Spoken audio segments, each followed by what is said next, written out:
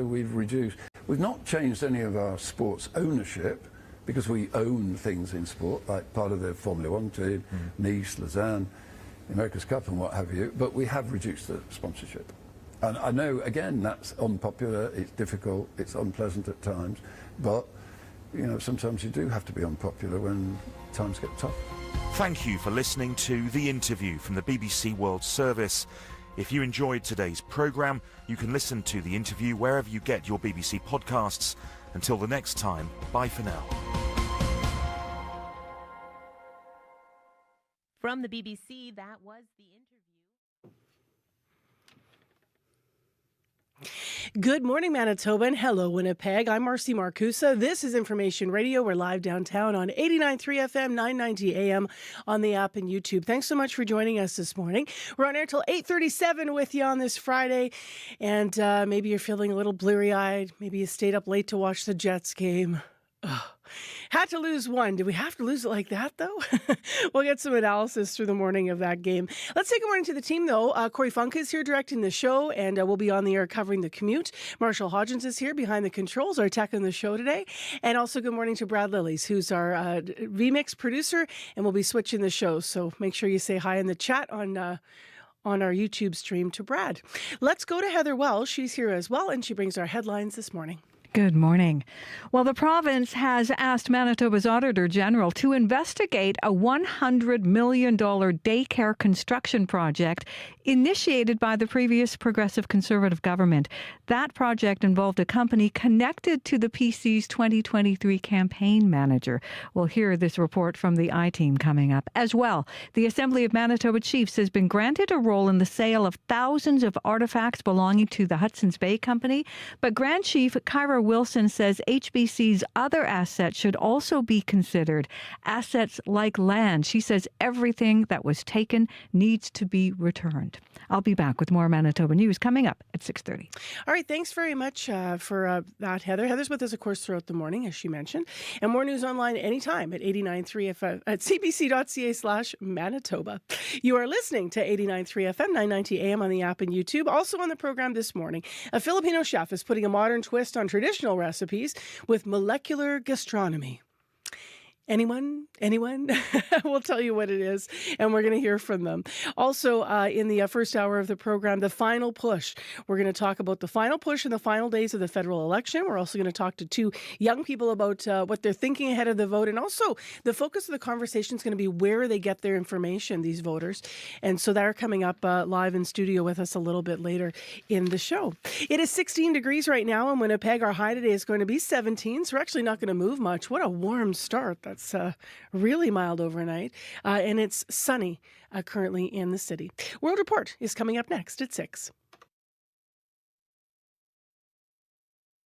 On Cue with Tom Power. Chloe Sevigny went from it girl in the pages of Sassy magazine to an actor who's known for taking on challenging and groundbreaking roles. Chloe will tell you why having good taste has been the key to her story and the perils of being labeled as cool. Things were so different in the 90s. Yeah. That's coming up on Cue, followed by Commotion with Elamine Abdel Mahmoud on CBC Radio 1, the CBC Listen app, and everywhere you get your podcasts. This is World Report. Good morning, I'm Angie Seth. Well, there are just 3 days of campaigning left. After a rally in Winnipeg last night, Liberal leader Mark Carney is starting his day in Sault Ste. Marie, Ontario. Then he's moving to Southern Ontario. Who's ready to axe some taxes for a change? Conservative leader Pierre Poilievre, meantime, is starting in Saskatoon, and this evening he's holding a rally in Nanaimo, BC. Meantime, Jagmeet Singh's tour is back in Southern Ontario, and as David Thurton tells us, polls suggest the NDP could be experiencing a national decline in support. NDP! NDP! NDP! Jagmeet Singh greets a small crowd in a Toronto park. With only a few days left in the campaign, the NDP leader tells those gathered, People are rejecting the Conservatives, which is a good thing. It's good to see that. What Singh is not saying is that voters may also be rejecting his party as well.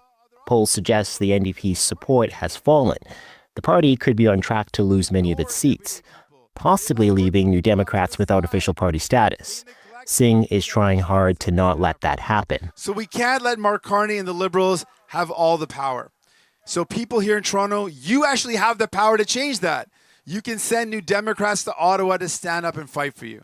Before heading to Hamilton, Singh will spend half the day in downtown Toronto with local candidates, such as Claire Haxel. Now look, this is the last stretch, and we are excited, we are energized, because we know that when we see the cost of housing skyrocketing, that there is a party that is out here fighting for regular people, for keeping the cost of housing. That is the NDP. The NDP is leaning on its policies, hoping that in the dying days of this campaign, it will appeal to voters. David Thurton, CBC News, Toronto. Now, every move on the campaign trail is calculated, and a lot of the messaging is subliminal. The CBC's Ali Chiasson breaks down the art of the campaign. Every granular detail is planned out. Navigator PR strategist Patricia Faves says, think of it like an aesthetic political war room. Everything from their clothes to how they do their hair to their movements and posture. Canada Strong versus Canada First. Nancy Snow, graphic designer at OCAD University, decodes what the current frontrunners are trying to tell us with their slogans. So if we look to the Liberals, we've got the word strong. What does the word strong signal or communicate? So we'll think of resistance, force, resistance to pressure, those kinds of things. And then we'll go to something like first, which is a little bit more competitive. It's something or someone being put ahead of another. Candidates and campaigns are kind of like brands. And those political brands are showcased on social media, where authenticity is key. You can't force anything. You want your candidate to lean into social trends, you have to find the right ones. All right, friends, another Get Ready With Me, this time on the campaign. Jagmeet Singh's Get Ready With Me videos, where he ties his hair, are always a hit. Take it from his former social media lead, Nader Mohammed. Posted one of those on his TikTok and got over 5 million views. That works for his brand, whereas Mark Carney's social media team loves a podium, loves a suit. Liberals want to show that the adults are in the room. Pierre Poilievre's team paints a family portrait. With the inclusion of his partner that I think they're doing a great job at. From the logos, looks, and feels the campaigns have conjured up, this election has given us a lot of material to consider before heading to the polls. Ali Chiasson, CBC News, Toronto. Tension between India and Pakistan is growing, with troops briefly exchanging fire across their borders today. It follows Tuesday's deadly attack that killed 26 tourists in Indian-administered Kashmir. New Delhi blames Islamabad for the attack. Neha Punia has the latest. Calls for justice ring out in New Delhi as right-wing groups ask the Indian government to use military force against Pakistan. We need to urgently avenge the deaths of 26 innocent lives. An immediate diplomatic response is fine, but we want to urge the government to use force. India's army chief is in Kashmir reviewing security arrangements as a manhunt for the 4 gunmen continues. On Thursday, the Indian government reportedly told opposition leaders the area where 26 people were gunned down had been opened to tourists, but that police were not informed of that, and that there were no security teams present at the time of the attack. Opposition leader K.C. Venugopal. It is imperative that a comprehensive analysis is conducted into the intelligence failures and security lapses that enabled such an attack. After Pakistan threatened to suspend the Shimla agreement that upholds the de facto border between the two countries, India and Pakistan traded fire briefly today.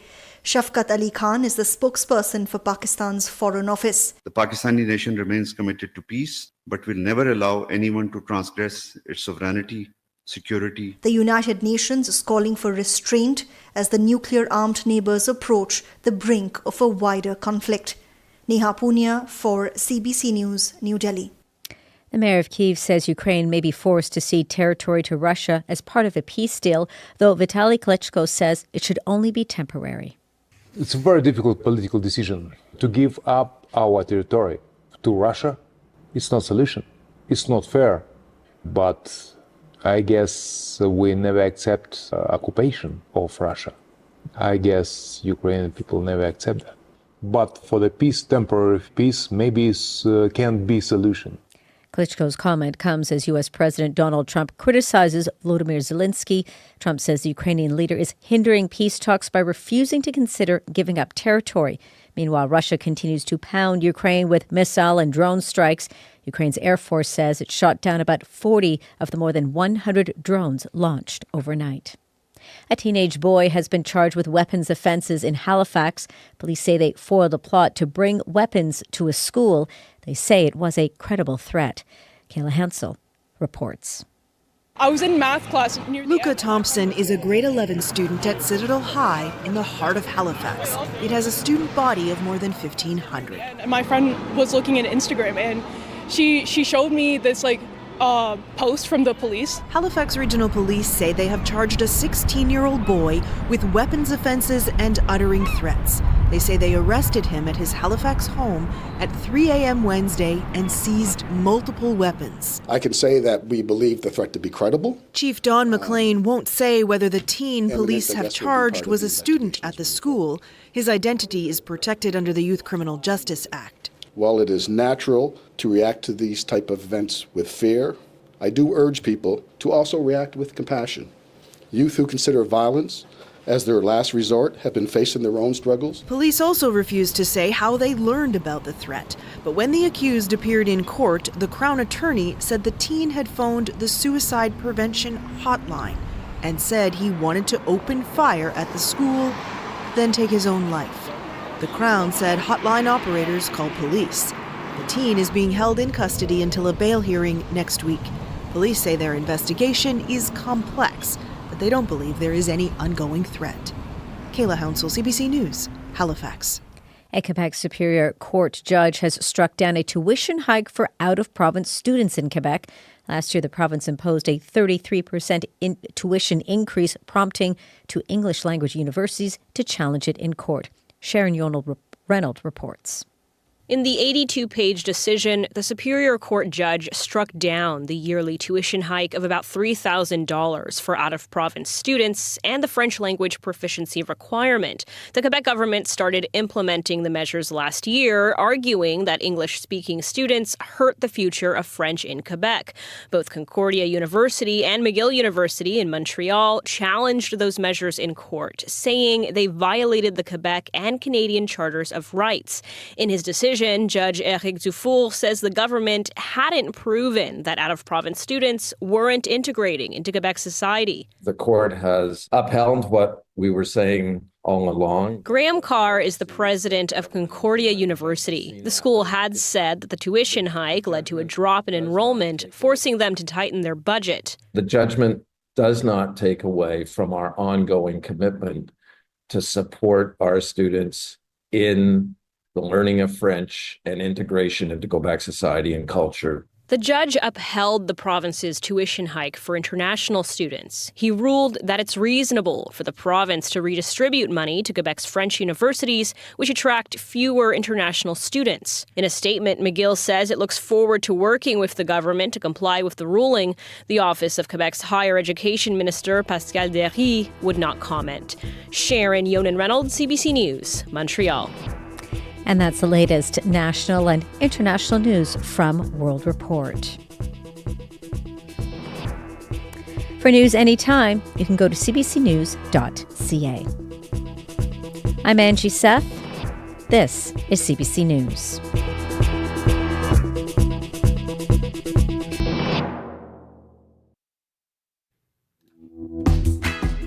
Well, good morning, Manitoba, and hello, Winnipeg. I'm Marcy Marcusa with our team at Information Radio. Thanks for joining us here on CBC 89.3 FM, 990 AM, on the app and on YouTube. In Winnipeg, it is 4 degrees right now, and we'll tell you more about the weather in a moment. It's going to be a beautiful day. In fact, across Manitoba, we're looking at really lovely, clear conditions. Well, this hour on the show, do you ever say please or thank you to a chatbot? Well, it turns out being polite to chatbots can end up consuming a lot of energy. We're going to hear more about that. It was something actually that was raised by one of our guests earlier this week in a conversation about AI and art. Also this hour on the program, The Final Push. Marco Vellotti, who's been with us with analysis throughout the election, he's editor-in-chief of iPolitics, will be here once again for a look at what to expect in the final days. So stay tuned. It's all coming up on Information Radio.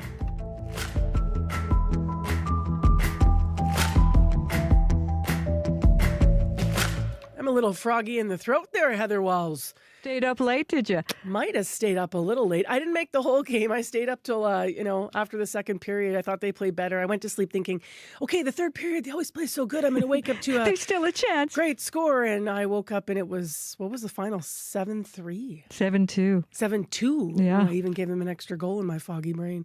So Jets losing last night in St. Louis, but that's okay. More hockey to come. What do you have in your headlines?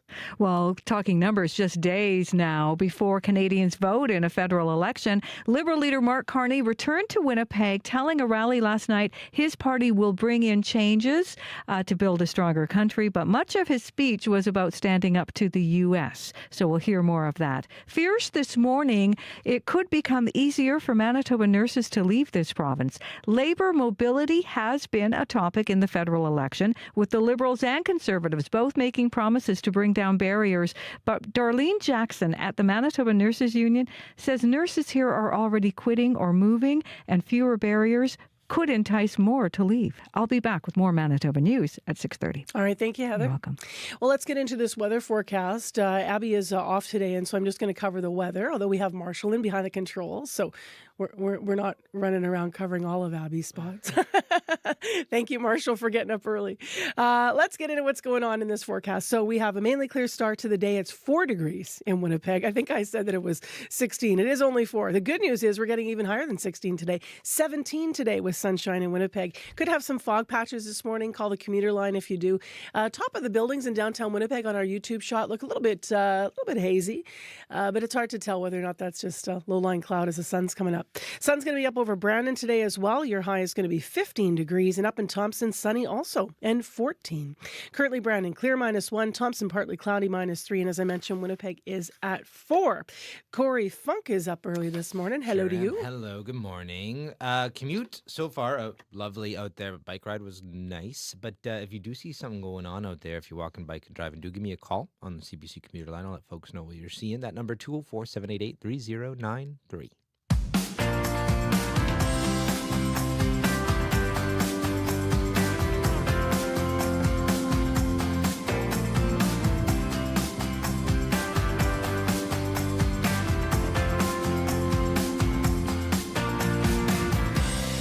Well, it's Friday, and I don't know about you, but on Friday morning, sometimes I get up and I already start thinking, what are we going to eat tonight? And what are we going to eat in the weekend? And will we go out?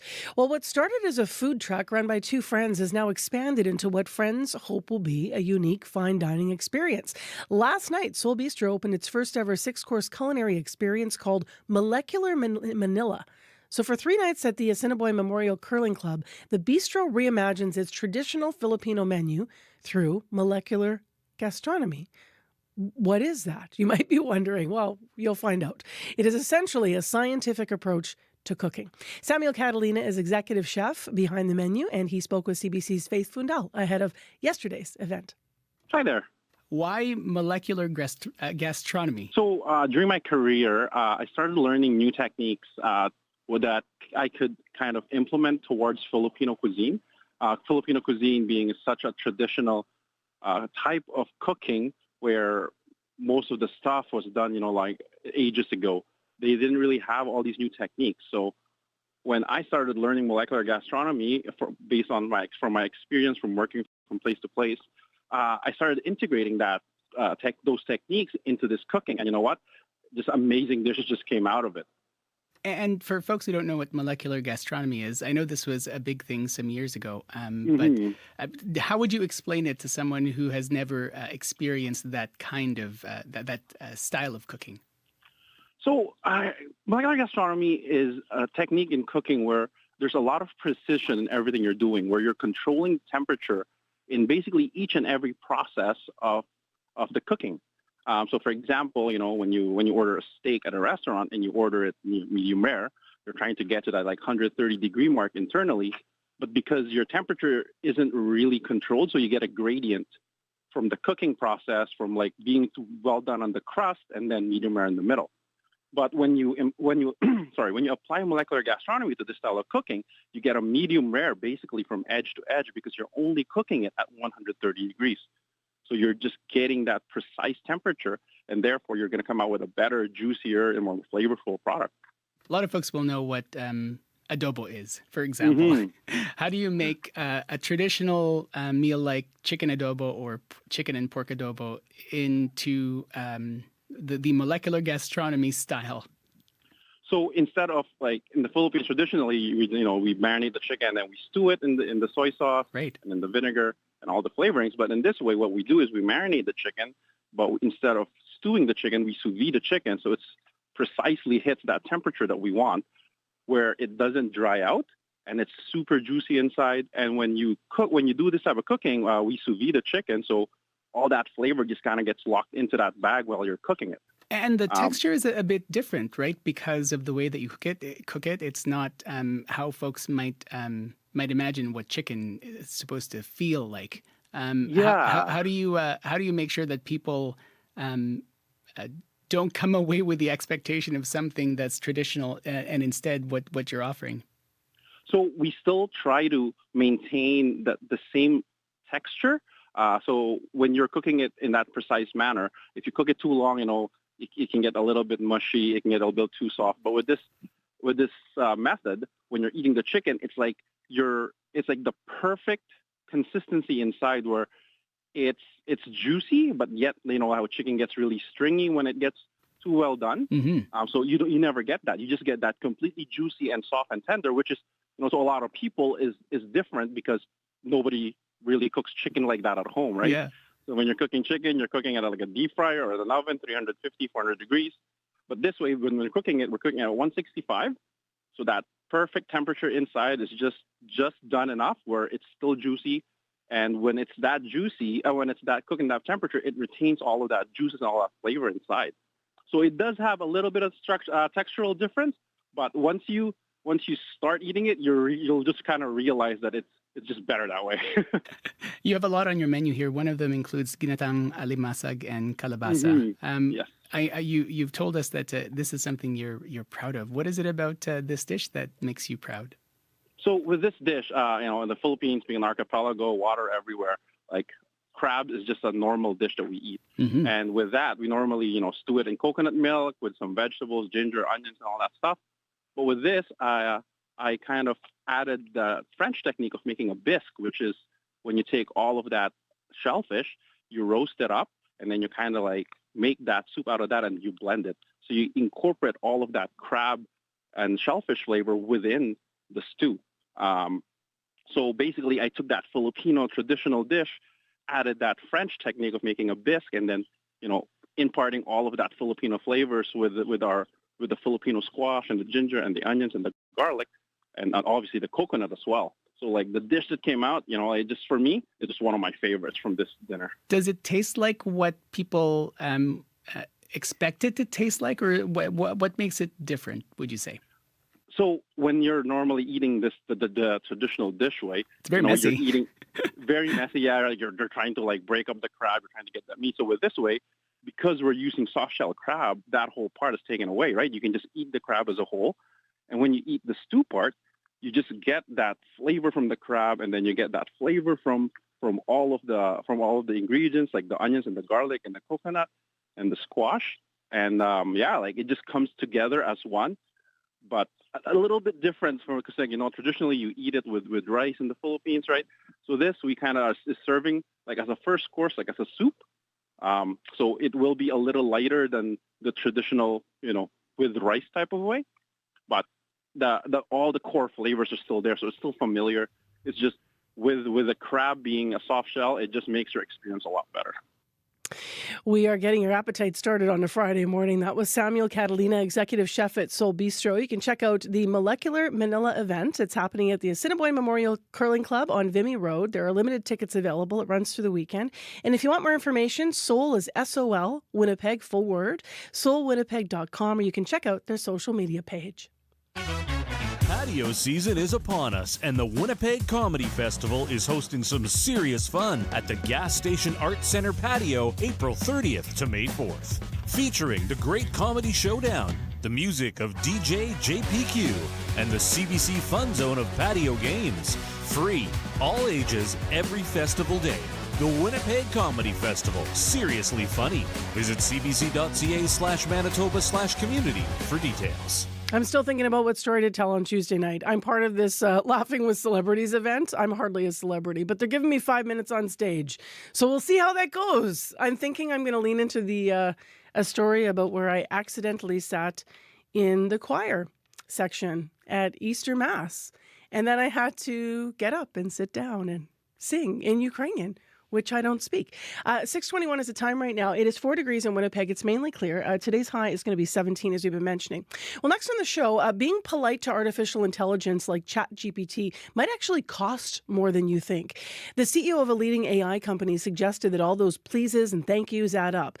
Add every extra word, and every extra word, rather, costs money and consumers more power. Now, this actually came up in an interview we did this week with a graphic design artist, an illustrator, rather, who was on the air talking about the concern about how chatbots are used. We're going to have Carmi Leamy in to explain it better, though, in a more elaborate way, I should say, because it's a pretty detailed thing. So he's technology analyst and journalist. Thanks for being with us via Zoom, Carmi. Appreciate seeing you this morning. So great to be with you, Marcy. Thanks for having me. Okay, so help us understand how me saying please and thank you to a chatbot affects energy. So, I mean, once upon a time when we installed software on our computers, it was in a box. We would install Word or Excel or whatever. And then everything that we did on our computers stayed on our computers. It was local. Whereas today, we live in what's called a software as a service world. Everything is a website or an app that then reaches out to a data center to ask it a question, to pull some data, get an answer, and then return it back to your device. So we're constantly using this network, and that has it has energy implications. In fact, every time you use Google, for example, you just ask Google a question and it punches back a bunch of links. It uses a certain amount of energy, enough to power a 60-watt light bulb for about 17 seconds. Now, switch that over to ChatGPT. It uses about 10 times as much energy to handle a typical prompt. And so it'll keep that bulb lit for almost 3 minutes. So if you think about sort of every single time we use it, it doesn't sound like a lot, but millions of requests are happening literally every minute around the world. All that energy use adds up after a while. And of course, make that request multimedia, generate a photo, generate a video, clone your voice. The energy budget goes up even more from there. So we've got a serious energy consumption issue because AI is massively what we call compute intensive. And it's largely invisible to most people who just see playing around with ChatGPT as something they do every day. But the earth begs to differ. Why does it take so much longer? You use the light bulb analogy, right? Like, why does chatbot take so much longer? Is it because we're asking it to do more sophisticated things? Is that why it's eating more energy? That's exactly it. Artificial intelligence is what we call compute intensive. It really pushes computers to their limits. So there's a reason why, for example, when you use ChatGPT or when you create an image or edit a video, that your computer works harder. It gets warmer. Sometimes you can hear the fan working because it's really got to crank it out in order to get you that answer back. Much more so than other compute activities that we might have used in the past. And so really what it's doing, it's prompting the entire industry to look at how they architect data centers, how they build computers, how they build networks, because they've got to be infinitely more powerful than the computers and networks that we've been using up until now. AI is a massive power hog. So let's get to the question for folks listening this morning. Do we really need to change, you think, the way that we talk to chatbots to save energy? I think we absolutely do. I mean, up until now, most of this has been invisible to us. No one opens up ChatGPT and thinks, "Oh, gee, I'm going to ruin the planet. I'm going to use huge amounts of energy." And so I think the first thing we need to ask ourselves is, do we really need to be using it in the first place? And I know we're at that early stage. We're all rolling up our sleeves, playing with it, learning how it works. But in some cases, if we're playing with it for a couple of hours, that comes with a significant hit to the world. It generates carbon emissions. It uses energy, not always clean.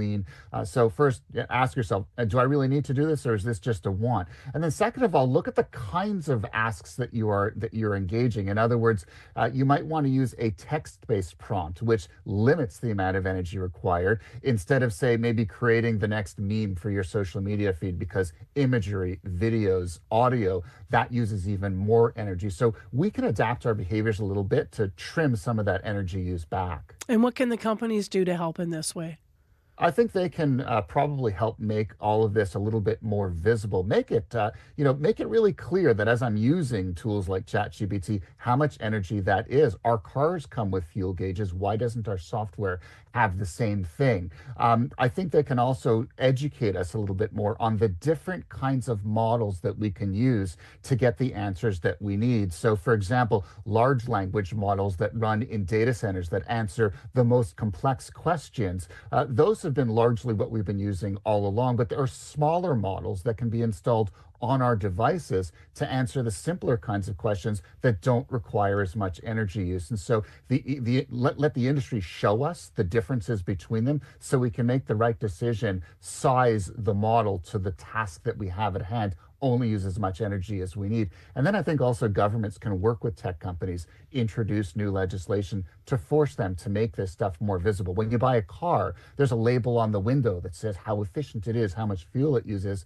We should have companies required to do the same thing for their software products and their online services, like AI, so that it's more visible to everyone and everyone adheres to the same standards. You should make the companies pay you for that idea, that gauge idea, how much you use. That's a good idea.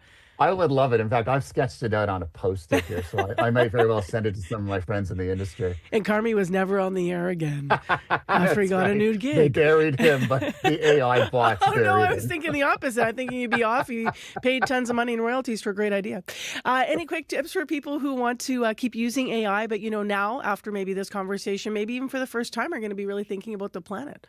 Yeah, I think we can batch our prompts, and oftentimes we'll ask 10 different questions, but that's 10 different tasks. If you take all of those questions and kind of glom them into one, it's a lot more efficient because it reduces the redundancy and the overlap. I think we can also choose very consciously how we use the tools. In other words, make sure that the answers that we seek are, in fact, efficiency driven. So I can use AI to plan a more efficient route to drive my car so it uses less fuel. I can use it to plan to do meal planning so that maybe it'll have a lower carbon footprint. I'll waste less food. Or if I have a smart home, analyze the data coming off of all of those smart devices and tell me how to use them more efficiently. So there are ways that we can kind of drop our requirements as well. And then also keep it local. So, install smaller language models on your devices. Apple Intelligence, in fact, makes it very easy for you to decide whether you want to use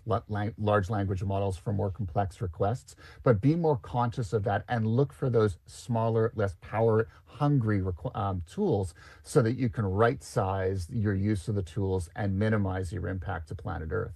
All right. Thank you so much for walking us through all this. Appreciate it. Great being with you, Marcy. Thank you. That's Carmen Levy, technology analyst and journalist with us live on CBC. I'm Marcy Marcusa. You are with Information Radio, your morning show on 89.3 FM. We have the news here locally coming up in a moment. Also want to mention on your morning commute, should be pretty good. It's dry. It's going to be sunny across the province today.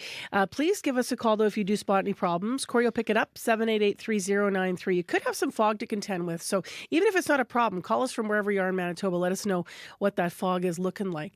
In Winnipeg, we're watching the sun come up over downtown. Once again, the number on the commute is 788-3093. Crystal Ramlicam will be here. She is every morning with our CBC Business News in just a few minutes after our local news. Today, she's talking about U.S. President Donald Trump's trade war and how it's affecting businesses across multiple industries now. In addition, a Canadian businessman who's also the owner of the Ottawa Senators has struck a big deal with a U.S. company. So we're going to hear about that after your CBC Winnipeg news. This is CBC News. Good morning. I'm Heather Wells in Winnipeg. At 6:30, it is clear. It's 2 degrees. We are on our way to a gorgeous afternoon. Sunny today, a high of 17, even warmer tomorrow. The province has asked Manitoba's Auditor General to investigate a $100 million daycare construction project initiated by the previous Progressive Conservative government. That project involved a company connected to the PC's 2023 campaign manager. CBC I-Team's Caroline Bargout reports. Education Minister Tracy Schmidt says $2.8 million of taxpayer money went to a company co-owned by Marnie Larkin while she was running the Progressive Conservatives' election campaign in 2023. The province has since asked the Auditor General to investigate. Schmidt spoke to reporters after a question period. Marnie Larkin's company was paid $2.8 million for project management. We have some significant questions about what that $2.8 million was used for and how that contract was awarded. The province says it was part of a $100 million partnership to build 22 daycares in rural communities. The province partnered with John Q. Public to manage the project, and John Q. contracted Boom Done Next, a company co-owned by Larkin. Larkin's business partner, Joe Liuzzi, says he was the sole manager of the initiative and says Larkin had recused herself and played no role in the project. Caroline Bargout, CBC News, Winnipeg. Just days to go before Canadians vote, and Liberal leader Mark Carney returned to Winnipeg last night. Carney says he is the leader to stand up for Canada's sovereignty in the face of Donald Trump's threats. People naturally have anxieties. You need to overcome those. You need to break through the fog of uncertainty that businesses face, and above all, you need to replace what the crisis is taking away. And that's what our plan for Canada Strong will do. NDP leader Jagmeet Singh also made his final stop in Winnipeg yesterday, promoting his party as the only option to target the priorities of middle-class families and workers. Conservative leader Pierre Poilievre was in Saskatoon. You can hear the latest on the campaigns coming up on World Report at 7. Renewed calls to make it easier for workers to move seamlessly between provinces, but some healthcare leaders in Manitoba say it could entice their colleagues to move away. Darlene Jackson at the Manitoba Nurses Union says if nurses can have their credentials more easily recognized elsewhere, it could be bad for Manitoba. The culture has not changed at all, and we are still seeing lots of overtime, lots of workloads that are heavier than we've ever seen before. And it just worries me that nurses are going to take this as an opportunity to strike out and look for greener pastures. But Dr. Joss Reimer believes increased labor mobility will help Manitoba, especially remote areas. The president of the Canadian Medical Association says out-of-province physicians would be more willing to come to Manitoba to help if they didn't need to apply for another license to do it. Well, in less than a week, Manitobans will once again be allowed to grow cannabis inside their homes for personal use. The Federal Cannabis Act allows people to grow up to 4 plants, but Manitoba's former Conservative government banned growing in 2018. The NDP government promised to remove the ban, but only removed it for growing indoors, while outdoor pot growing is still banned. The owner of Toba Grown, Jesse Lavoie, says it's not enough. The ban on outdoor growing, it still keeps it criminal. So our role at Toba Grown is to remove stigma. And when you're only allowed to grow in a locked room somewhere in your house and you're not allowed to bring those plants outside, that's still keeping the taboo stigma alive. The province says allowing indoor growing only is a safety measure. The Assembly of Manitoba Chiefs has been granted a role in the sale of thousands of artifacts belonging to the Hudson's Bay Company. But Grand Chief Kyra Wilson says HBC's other assets should also be considered. Everything that was taken from us needs to be returned, and that includes these items that HBC currently is storing. But I would also ask too, what else has HBC taken from First Nations? We need to start having these conversations, like we're talking about land too. The AMC had asked a Toronto judge to halt the sale of Hudson's Bay's items that may belong to or are linked to First Nations. The judge says the auction can go ahead, but only after he and the Assembly of Manitoba Chiefs have a chance to scrutinize a catalogue of those items. Well, thousands of Winnipeg Jets fans watching the game at Canada Life Centre last night left disappointed. Aaliyah Teixeira didn't want to miss the spectacle. I'm here with some of my best friends, and it's a good place, and I've never witnessed a watch party, so I wanted to come and witness it. And what she witnessed was a blowout. And they score! David Gustafson in the third period on Sportsnet. The Jets were pummeled by the Blues in St. Louis. 7-2 was the score when it was all over. It was hard to watch. Right from the very first minutes of the first period, head coach Scott Arniel. We lost the game in the first period. Scored 2 goals in the first 3 minutes. Got on our heels. Crowd got behind them. We were terrible in the first period. Game was over in the first. Arniel says his team gave up center ice far too often. They also pulled Hellebuck out of the net, replacing him with Comrie partway through the third period. Now, Winnipeg gives up that 2-game advantage. Winnipeg still leads the series 2-1, and Game 4, still in St. Louis, goes Sunday at noon. You can find more Manitoba news and read all about that game. Just head to cbc.ca/Manitoba. We're just scared because it feels like 2019. Right? Was it 2018, 2019? I looked it up just now. That's the only reason I'm confident. Vegas was 2018. They also beat us. And that's when we lost the conference final. But 2019 was the year that the Blues were our first round team. Oh. And nobody expected them, you know. We were like the favorite, I think, then. But then they went all the way and won the cup, which kind of made that feel better. Right. But they knocked us out in the first round. And it was kind of similar, right? It was like, okay, we have to lose one. But then all of a sudden, yeah. Wow, did we lose that one hard? I know. Yeah. That one, I mean, if we would have lost 3-2, but no. But, you know, Scott Arniel said last night, a loss is a loss, whether it was 1-0 or 7-2. Yeah. And to be honest, the analysts last night were also saying during the game, like, the Blues are playing with desperation because they had to, right? They didn't want us to go up 3-0. So it's hard to compete against that kind of push. Desperation, but lots of skill. Yeah. Desperate skill. It's a new term. All right, thanks, Ev. You're welcome. Let's get into what's going on today in our regional forecast. Mainly clear in Winnipeg, 4 degrees. Winnipeg's going to be sunny today, a high 17. Clear tonight, low 4. Tomorrow, sunny, highs 19 degrees. And on Sunday, cloudy and 17 degrees. So really warm through the weekend. Over in Brandon, similar. -1 right now. Sunshine today, high 15. And tonight, few clouds low down to -1. You'll just dip below 0. Tomorrow, sunny and a high of 16 degrees. And then rounding out on your weekend on Sunday in Brandon, a mix of sun and cloud and a high of 18 degrees. Finally, up in Thompson, partly cloudy right now. It's -3. You also will be sunny and 14 degrees today. So consistent forecast north to south. Into tonight, a few clouds, low 2. And tomorrow, mainly sunshine, high 18 for you as well. So the north finally getting warm. On Sunday, a high of 11 degrees with increasing cloud. Into Monday, you're back to 0. But let's just stay with the nice weekend, shall we? That tapping is Corey Funk waiting to do the morning commute. Desperate skill. I think that's how you can just describe how Winnipeggers drive in the winter.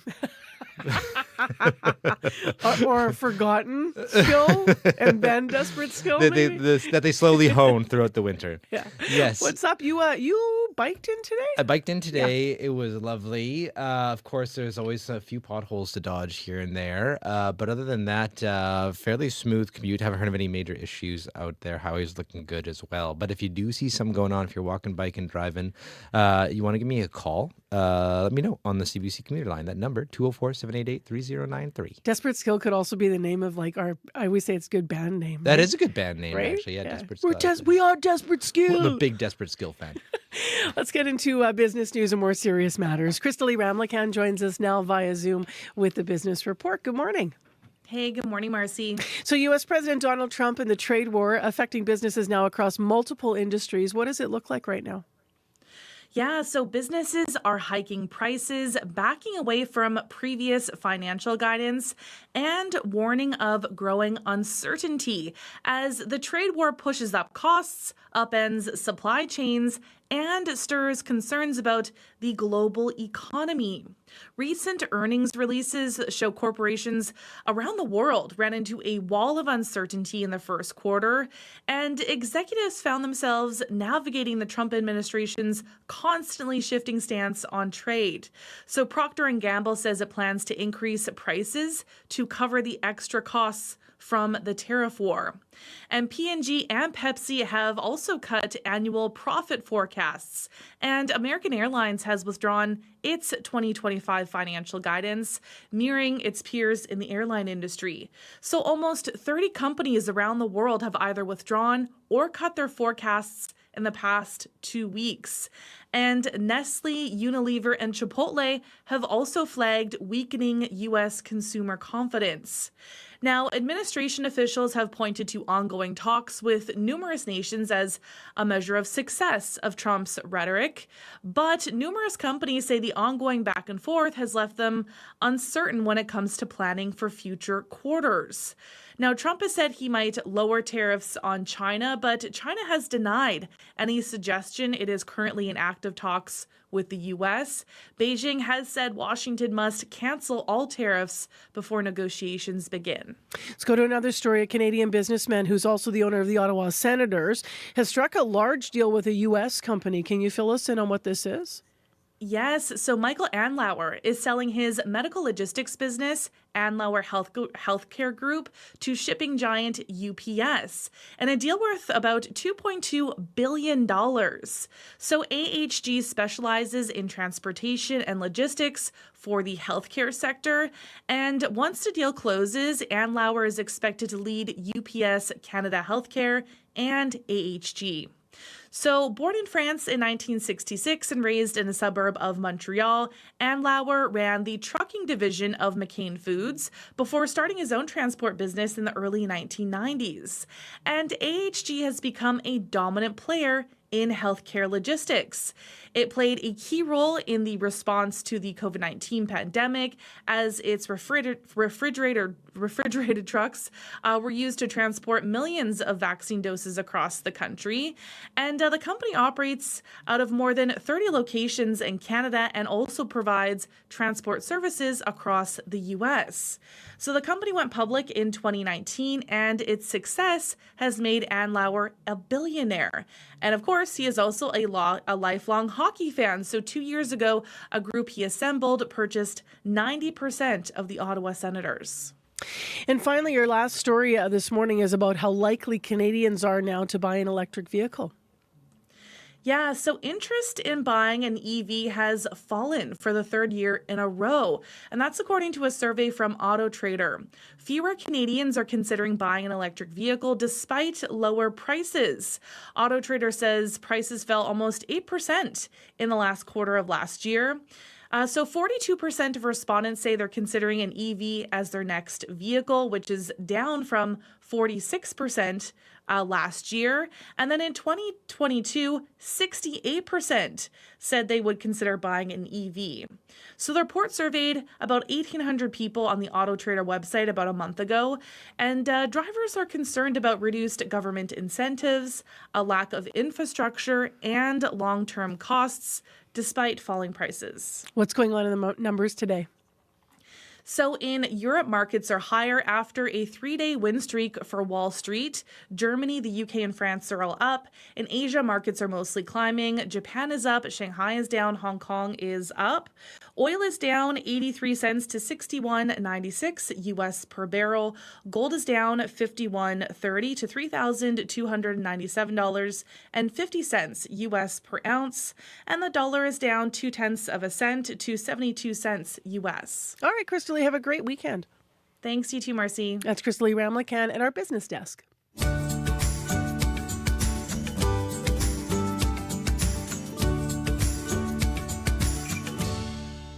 The following airtime is made available for messages provided by registered political parties as required by the Canada Elections Act.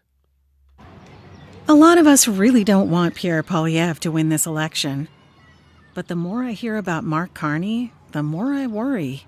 He's planning tax cuts for the rich and health care cuts for the rest of us. Here's the thing. We know we can count on the NDP. They've always fought for us, and we need them in Ottawa more than ever. Canada works best when the NDP's there. We just gotta vote for them. Authorized by the registered agent for the New Democratic Party of Canada. The proceeding was a paid political ad. Time right now is 6:45 a.m. on CBC. I'm Marcy Marcusa. Thank you for joining us on 89.3 this morning, Friday. Nice sunshine out there. 4 degrees and mainly clear. Well, we've already been talking about the Jets. They lost last night to St. Louis. They're on the road, of course, Stanley Cup playoffs. Final score 7-2. The Blues were on fire. And as I said, we might have PTSD because we lost in the first round to the Blues in 2019. But that was a different time. And we'll see what happens on Sunday, which is the next game. The Jets, of course, are really a lot of people in the community really care about the Jets, and it kind of goes deep because we didn't always have a team. We had the Jets here officially from 72 to 96, and then we lost them for 15 years. So if you're a hockey fan, and if that was your winter entertainment and gathering with thousands of friends, you lost all that for 15 years. Jets returned in 2011. They made the playoffs 9 times overall their play in 25 seasons. Now this year, it's not just the Jets that you might be watching, because the NHL playoffs have 5 Canadian teams that are vying for the Stanley Cup. The last Canadian team to take it home was the Montreal Canadiens in 1993 when they won their record-breaking 24th Stanley Cup title. But since then, all of the champs have been Americans.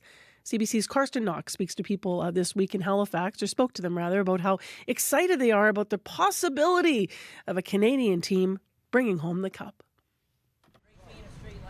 I love hockey, one of the best sports in the world. You think it's important that a Canadian team wins the Stanley Cup this year? Yes, Canada needs to win. Is there a particular team you root for? Toronto Maple Leafs. I mean, I'd love to see it. I just don't expect it to happen because it just doesn't happen very often. So it'll be cool to see, but I'd like to see McDavid win it. So you're cheering for Ottawa to win the Stanley Cup this year? Well, no, I'm also a realist. But yeah, no, listen. Ottawa, Toronto, Montreal, I'm good with anyone. How important is it to you that a Canadian team wins the Stanley Cup? Well, especially this year, I think it would be great. Well, that was my follow-up question. Is it more important this year? I think it's more important this year. Absolutely. Yeah. Oh, yeah, still want Canada to win. I don't know what's going on this year, which I know my family is a really big hockey family, so if this airs, I'll probably get stones thrown at me. Of course, it's always nice to have a home team win. Sure. And does it feel more important this year that a Canadian team might win the Cup? Oh, I see what you're getting at now. Yeah, it's not really Americans' fault that their leader is struggling to come up with a nice term. I would be very happy if Canada wins. Yeah, but I don't speak French, but I love Montreal. This is the best city I would say best city in Canada. Well, who's your team? I would say right now it's probably Toronto. How important is it that a Canadian team win the Stanley Cup this year? I think it's hugely important. It's been a very long time, and I think it would be big for our country, right? Especially right now during the times that we're having, to see a Canadian team win. And it would be especially big for Toronto fans. Yeah, absolutely. Because it's been even longer. Yeah, absolutely. It's been a drought for sure. I think it would be great if a Canadian team won, even though I don't like Toronto all that much. So. Hey. Rude. And what about you? I definitely would like to see Toronto win. I think, what are we talking about? It was 1967 was the last time. So I would like to see Toronto win for my father. Let's go, let's go, let's go. You know who's going to win this year? Who's that? Toronto. Is that right? We're going to hope so. Funny, I've spoken to a few people, a lot of Toronto fans on the streets tonight. There is a lot of Toronto fans, and I think we're going to make it this year. Montreal is going to win. Montreal? Yep. No. Montreal is going to win. No, it's for not. Sure. No, it's not. I'm a big Montreal fan. Let's say your teams, hypothetically, don't get to the finals. Will you still cheer for a Canadian team? Yes, of course. Of course. All the no way. All the way. Canadian. More important this year. Is it? Yes, it is. I think there's some national pride on the line, maybe. There's all kinds of pride. Yes. Sorry, Jets fans. I know you're probably waking up in Winnipeg going, why are we listening to people saying that, all the way for the other teams and no mention of our Jets? That's because that was CBC's Karsten Knox on the streets of the people in Halifax talking about their hopes for the Stanley Cup this year. Of course, we might also hope a Canadian team wins, although not Toronto. Next on the show, President Donald Trump has once again inserted himself in our federal election. With days to go, Trump's comments about increasing auto tariffs and his earlier phone call with Prime Minister Mark Carney, though, are making headlines. Now, according to reports from Radio-Canada, Trump did talk about Canada becoming the 51st state during a phone call with Carney in late March. Now, some are saying that this contradicts what Carney initially said about Trump respecting Canada's sovereignty during their phone call. Here's what Mark Carney had to say about the situation when he was pressed yesterday by reporters. Look, the president has certain things in his mind that he reverts back to all the time, but treated me as the prime minister, not as something else. I'm not even going to say the word he used to use about my predecessor, treated me as the prime minister. We had discussions as sovereign nations. We agreed as sovereign nations. that these negotiations will begin after the election on Monday. And that is how it was reported back, and that's absolutely accurate. So that's the treatment. Now, the president says lots of things, but the essence of the discussion and where we moved the conversation to was exactly what I said. Treated us with respect as a sovereign nation. We have these negotiations coming, and that's, just to be clear, that is what's at stake. Both things are true. The desire of the Americans and the president to own us, those aren't just words, that's a desire. And the ability of Canada to stand strong, build our own, control our destiny, and in that context, as a sovereign nation, have those discussions. So that's what Mark Carney had to say about it. Let's find out more, though. Marco Vellotti is with us, editor-in-chief of iPolitics. Good morning to you. Hey, good morning. So what's your take on this story from Radio Canada? What do you make of this? Yeah, it's certainly an interesting thing that happened so late in the campaign. I think it's a bit telling about, whether or not, Mark Carney can be seen as being truthful here, what it means for how the relationship between Canada and the U.S. will change under his watch as opposed to Justin Trudeau. Carney kind of alluded to how, Donald Trump said some less than charitable things about Justin Trudeau, let's just put it that way, when Trudeau was prime minister. And I do think there are some questions about, some credibility gaps here. Why wasn't this mentioned that the 51st state comment came up? Mark Carney, after the call said, Donald Trump respected his sovereignty privately and publicly. That, talking about us being a 51st state, I don't know if that really gels with that comment.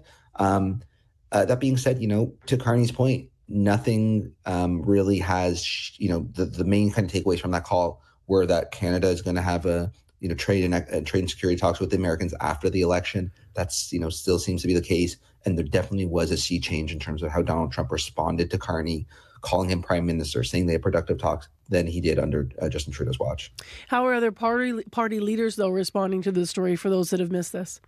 Yeah, it was a very unusually quiet or tame response from Pierre Poilievre. He was asked about this, and he said, I don't know, I wasn't on the call. So, basically... He doesn't want to talk about Trump with a 10-foot pole, though, right? So exactly, right? So there's a lot of, I shouldn't say terribly surprising, but his, Mark Carney's more progressive rivals were jumping in on this. Jagmeet Singh said, well, if we can't trust this guy to tell us what happened on a phone call, I don't know how we can trust him take his word on protecting pharmacare, dental care, things like child care. And Yves-François Blanchet, the Bloc Québécois leader, said something similar. He's been kind of implying that Mark Carney is a smoke and mirror show, that this great track record he talks about doesn't really exist. So one second he's saying, look, it seems like this guy's trying to be someone else, someone he's not. This seems to be another kind of effort by him to kind of, portray himself as a stronger negotiator with Trump than he actually is. We shouldn't buy it. You need someone to stand up for Quebec. So his progressive rival's a lot more aggressive than Pierre Poilievre on this issue. I want to talk about the NDP next, actually. NDP leader Jagmeet Singh is saying that Pierre Poilievre is not going to win the election. He cautioned voters not to give Carney all the power, like he's positioning his messaging slightly differently than he has. How well do you think that's going to work to convince voters to vote NDP? Yeah, I think it's telling not only that he's making that comment, but you look where he was recently. I think it was in Edmonton the other day. I think it was in Winnipeg. I think just yesterday. He was, yeah. The thing with Jagmeet Singh is this is furniture saving messaging right now, right? It's I'm going to Winnipeg because there's a seat there that we need to win. A few seats, excuse me. I think they have two seats in the riding, seats in the city. It's what is the message that's going to convince NDP voters to stick with us? We know. Because honestly, it's also been part of Jagmeet Singh's brand. We know that Pierre Poilievre is the big boogeyman. They do not want a conservative majority government. They do not want a conservative government at all. So how do you convince those voters who've been moving away from your party because of the threat of Pierre Poilievre, because of the threat of Donald Trump, to stick with you? Well, you basically say, you don't have to worry about this. You don't have to worry about splitting the vote. Mark Carney and Liberals are going to win this election. The question now is, who do you want kind of on your side or on your team to push them in the right direction? And that's really going to be his closing speeches. The election result, the big one, is a foregone conclusion, but you need the NDP there to get some of those progressive values or progressive policies implemented, because the Liberals aren't going to do it themselves. And those two seats you alluded to, Elma Transcona, the NDP incumbent there, is Leila Dance, who won in a by-election last fall, and then Leah Gazan's in Winnipeg Centre, and she's held that seat for some time. So let's talk about Pierre Poilievre. He's also made some headlines this week. There's a story in the Globe and Mail about the Conservative leader being in a battle to save his seat. How much is at stake for Pierre Poilievre in these final days, and what sense do you make of that? Especially because I think he actually returned to where it was either yesterday or today. He's actually going to be in his riding. So is that a sign that he might be in trouble? I think definitely.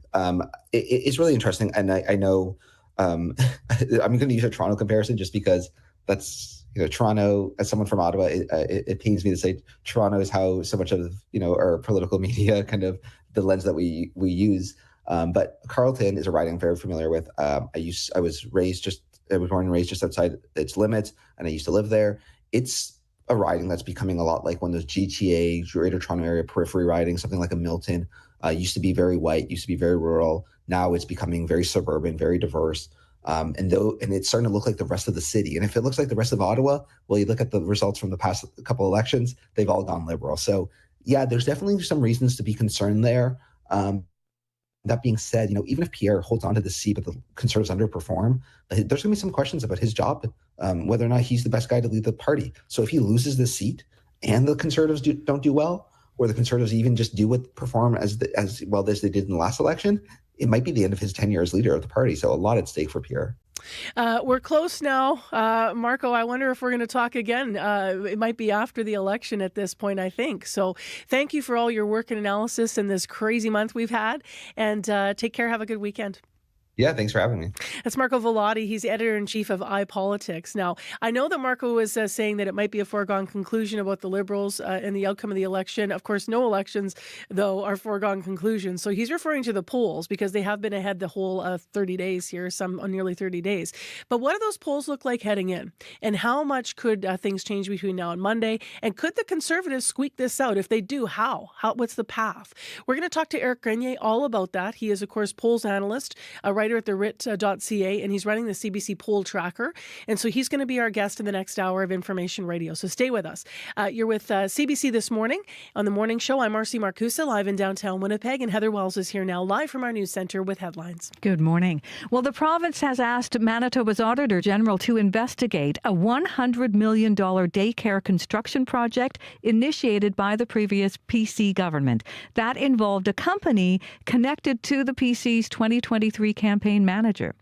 The Assembly of Manitoba Chiefs has been granted a role in the sale of thousands of artifacts belonging to the Hudson's Bay Company, but Grand Chief Kyra Wilson says the company's other assets should also be considered, things like land. She says everything that was taken needs to be returned. I'll be back with more Manitoba news at 7:30. Thank you, Heather. You're welcome. Beautiful drive, walk, and roll this morning. However you're commuting, you should find dry streets there out in Manitoba. Let us know, though, if in your part of the province that is different, and we have to pass it along on the commuter line, 788-3093.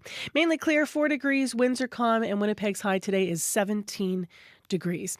Well, in the next hour of the program, I already alluded to this, but we will be checking in with Eric Grenier to find out more about the very latest numbers in this final stretch of the election campaign. In addition, we're going to take you to Fort White Alive to see their new attraction and their brand new big entrance building. There's a new bridge there, and they're having a big celebration weekend. We had an interview about this, but Channelie Vidal, our community reporter, visited. So we'll bring you that, and if you watch on YouTube, you'll be able to see more as well. And at 10 to 8 this morning, the next time you call 911, instead of getting a visit from firefighters or paramedics, you might also, in addition, open your door. You could be greeted by a member of Winnipeg's Downtown Community Safety Partnership. We're going to learn more about the latest initiative and partnership coming up in the next hour of the show. Stay with us. Friday morning, World Report coming up next at 7.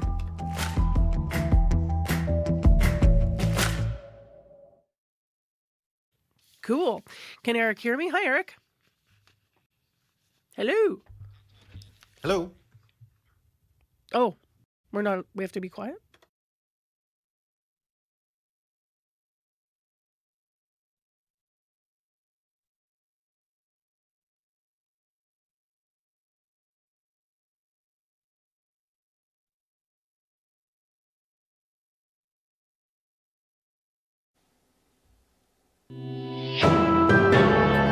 This is World Report. Good morning, I'm Angie Seth. Canada's federal leaders have just 3 days left to make their final pitch to voters, and it will be a weekend of high-intensity campaigning. Buses, planes, news conferences, and rallies on repeat in swing ridings across the country. Let's go to Janice McGregor in our Parliamentary Bureau. So, Janice, tell us about the messaging you expect to hear from the Liberal camp over the coming days. Angie, if all goes according to what the Liberals are planning, as early as next week, we might be talking about Mark Carney sitting down with Donald Trump to renegotiate their economic and security partnership. At his rally last night in Winnipeg, Carney asked Canadians to make his hand in those talks as strong as possible. We need a strong, positive government because, as the president made clear again yesterday in the Oval Office, he is trying to break us. This morning, the Liberal leader is taking that message to Sault Ste. Marie, a seat where Pierre Poilievre had a big rally 2 weeks ago, presumably because his sights were set on flipping it, part of a Conservative push in Northern Ontario. But its steelworkers have been on the front lines of everything Liberal governments have been trying to navigate in Washington. It will be interesting to see who gets their ultimate endorsement Monday. Jagmeet Singh starts his day in Toronto, where he's dropping in on a public service union convention. Singh will be spending the rest of his day where his handful of incumbents need that help in southwestern Ontario.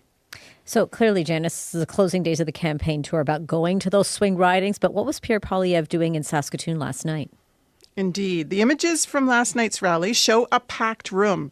But there's also polling that suggests there may be seats in that city that aren't safe for Conservatives anymore. In his final push, Poilievre is going to be the headliner for a series of what his campaign calls rallies for change in key regions. The days of liberal arrogance that tell Western Canadians to pay up and shut up, those days are over. The West is going to have a strong voice in a new Conservative government. The paradox of this election is that while we've seen signs of serious alienation and anger in the West, we've also seen signs that Mark Carney could translate his Edmonton roots into urban seats in the prairies that were out of reach for his predecessor. Janice McGregor in Ottawa. Thanks, Janice. You're welcome. The mayor of Kyiv says Ukraine may be forced to cede territory to Russia as part of a peace deal, though Vitaly Klitschko says it should only be temporary. It's a very difficult political decision to give up our territory to Russia. It's not a solution. It's not fair. But I guess we never accept occupation of Russia. I guess Ukrainian people never accept that. But for the peace, temporary peace, maybe it can be a solution. Klitschko's comment comes as U.S. President Donald Trump criticizes Volodymyr Zelensky. Trump says Ukrainian leaders hindering peace talks by refusing to consider giving up territory. Meanwhile, Russia continues to pound Ukraine with missile and drone strikes. Ukraine's Air Force says it shot down about 40 of the more than 100 drones launched overnight. Meanwhile, Russian officials are confirming a senior military officer has been killed by a car bombing near Moscow. This is believed to be the latest in targeted attacks by Ukrainians inside Russia. Today's bombing comes as Donald Trump's special envoy, Steve Witkoff, met with President Vladimir Putin in Moscow over a possible ceasefire in Ukraine. Tension between India and Pakistan is growing, with troops briefly exchanging fire across their borders today. It follows Tuesday's deadly attack that killed 26 tourists in Indian-administered Kashmir. New Delhi blames Islamabad for the attack. The incident has plunged relations between the two countries to the lowest level in years. Neha Punia has that story. Calls for justice ring out in New Delhi as right-wing groups ask the Indian government to use military force against Pakistan. We need to urgently avenge the deaths of 26 innocent lives. India's army chief is in Kashmir reviewing security arrangements as a manhunt for the folk gunmen continues. On Thursday, the Indian government reportedly told opposition leaders the area where 26 people were gunned down had been opened to tourists and that there were no security teams present at the time of the attack. Opposition leader K.C. Venugopal. It is imperative that a comprehensive analysis is conducted into the security lapses. After Pakistan threatened to suspend the Shimla agreement that upholds the de facto border between the two countries, India and Pakistan traded fire briefly today. The United Nations is calling for restraint as the nuclear-armed neighbors approach the brink of a wider conflict. Neha Punia for CBC News, New Delhi. The World Food Programme is warning it may have to cut back on the number of people it's helping in Sudan. The country's civil war has left half the population, that's 25 million people, facing extreme hunger. The WFP says its funding shortfall could see that number climb higher. Meanwhile, the Norwegian Refugee Council says many people fleeing the fighting have died from starvation and thirst. Noah Taylor heads up its operations in Sudan. The stories we've been hearing are truly horrific. People dying of thirst on the way, people walking the 40-kilometre stretch only to die on arrival. We spoke to a family who told us of a girl who had walked on foot by herself, was repeatedly raped along the journey, and then died of her wounds when she arrived. The civil war between rival military factions began 3 years ago. It has killed tens of thousands and displaced millions more.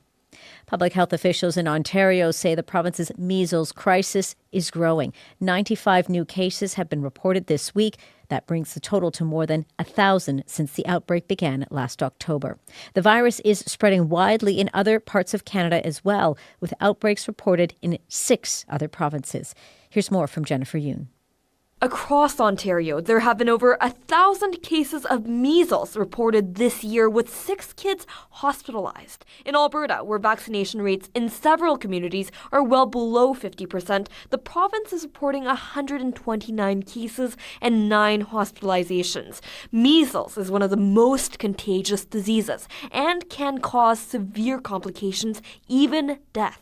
McMaster University immunologist Dawn Bowdish says she's been fielding questions from those worried about waning immunity despite having 2 shots. Yes, there is some small fractional decrease in immunity, but the biggest problem is people who are unvaccinated or only have that 1 dose. Dr. Lenora Saxinger, an infectious disease specialist at the University of Alberta, says the more measles spreads, the more likely it is that breakthrough infections happen. People who have had 2 doses are substantially protected but not bulletproof.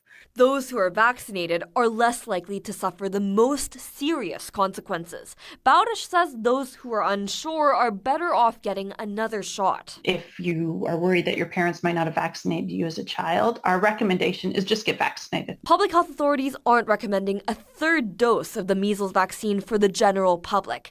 Bowdish and Saxinger say the clear priority is to convince those who haven't been vaccinated at all. Jennifer Yoon, CBC News, Toronto. The Hudson's Bay Company will begin liquidation sales today at its final 6 stores, including the flagship store on Toronto's Yonge Street. And that's not all HBC wants to put up for sale as it winds down its operations. The company has hundreds of historic artifacts and pieces of art, and it wants to auction them off. But as Josh Crabb reports, some fear those items could fall into the wrong hands. I'm going to bring you inside the Hudson's Bay Company Archives vault. Kathleen Epp at the Archives of Manitoba opens the door to a room filled with thousands of historic artifacts, maps, HBC ledgers, and the company's very first minute book from 1671. We've got such a treasure trove here of information. The artifacts detail the history of the faltering 355-year-old fur trading company turned retailer, a company whose history is tied to exploration and colonization of the country.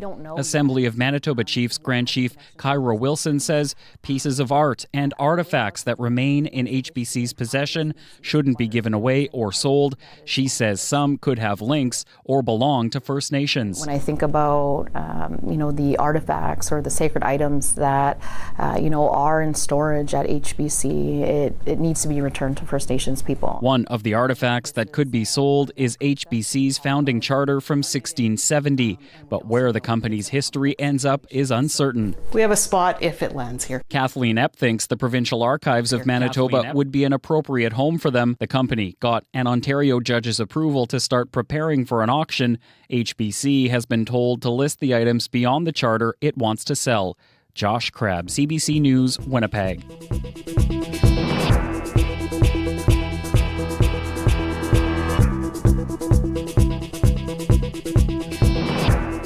And that's the latest national and international news from World Report. I'm Angie Seth. This is CBC News.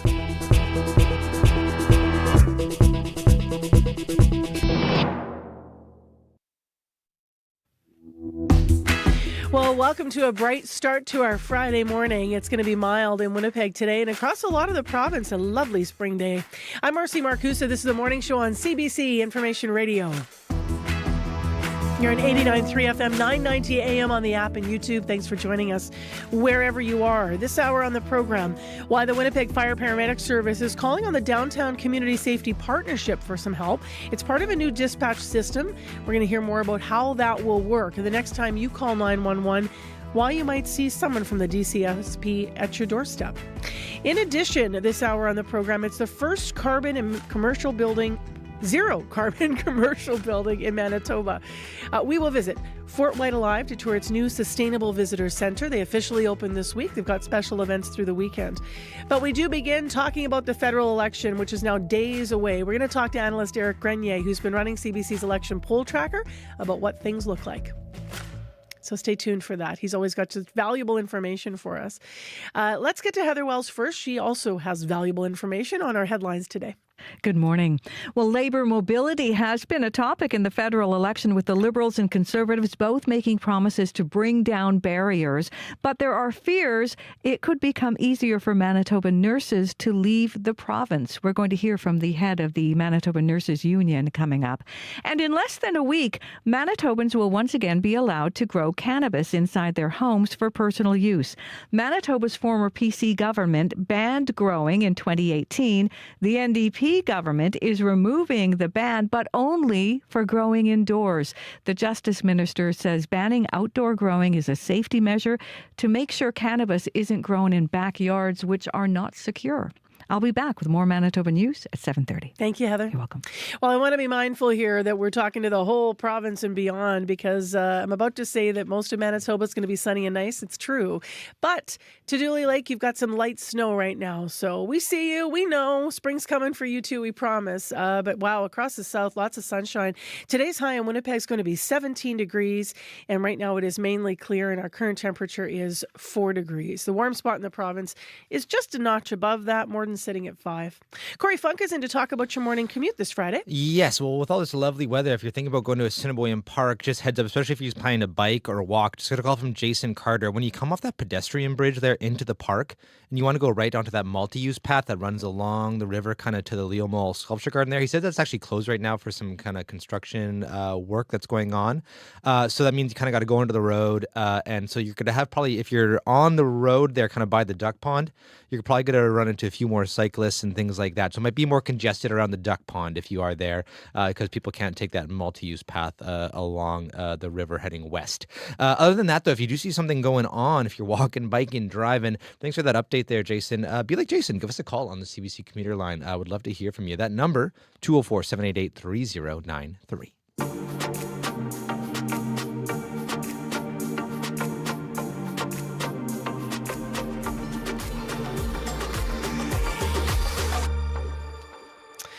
Well, we are now into the home stretch of the federal election, the whirlwind month that April has been. And while an estimated 7.3 million Canadians have already voted in advanced polls, the majority of Canadians will cast ballots on Monday.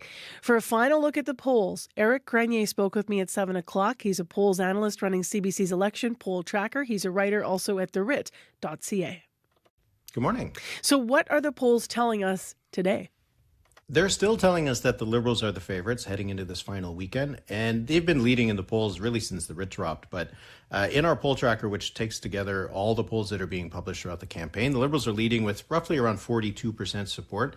The Conservatives are between 38 and 39%. So there's about a 3 to 4 point gap right now for the Liberals. The NDP is in third place. They're at just under 9% support. And based on what we see in terms of the regional numbers and all this, how it breaks down, the Liberals are the favorites not only to win the most seats, but probably still a majority government. How does it translate into the number of seats? So you need 172 for that majority. We're projecting right now, based on these numbers, that the Liberals would win 190. So they're above that threshold. There is some uncertainty if things go badly for them, or some of the ridings don't fall their way. They could fall short of that majority. But right now we're projecting they are in that territory. The Conservatives would win 125 seats, so roughly where they were last time. The Bloc would drop probably 10 seats, go down to 22, and the NDP could be in single digits. We're projecting 5 seats for the party right now. We just actually had a bit of a conversation about this, but I'd like to ask you as well. The Globe and Mail Conservative leader Pierre Poilievre, it's their report. They're saying he's in a hard fight to keep his own seat. What do you make of that? It is surprising if that is what's actually happening. So his riding is Carleton in the Ottawa area, but it's a mix of rural voters and suburban voters. So there's a lot of Conservative voters in the riding, and he won it by about 20 points on the new boundaries in the last election. So it isn't the kind of seat he should be fighting for. We haven't seen that much movement in Ontario, but the Liberals seem to think that they have a shot. The Conservatives seem to be pouring some resources into the riding. Maybe it's just to shore up their leader to make sure he gets through comfortably, but if it means they're taking some resources out of more competitive seats, then that's probably a bad thing for the party. And how safe are the seats of the other leaders? Because I've heard buzz about Elizabeth May and Jagmeet Singh as well. Yeah, I think they would be the ones to look at. Mark Carney is also running in an Ottawa area riding. He's probably safe. It's a pretty safe Liberal seat. And Yves-François Blanchet is running in a pretty safe Bloc seat south of Montreal. But Jagmeet Singh, he's running in Burnaby Central in the BC Lower Mainland. He won his riding by about 8.5 points in the last election. And we've seen a swing from the NDP to the Liberals that is much bigger than that in BC. So I think he's going to be in tough to hold his seat. For Elizabeth May on Vancouver Island, she's held that seat in Sandwich Gulf Islands since 2011.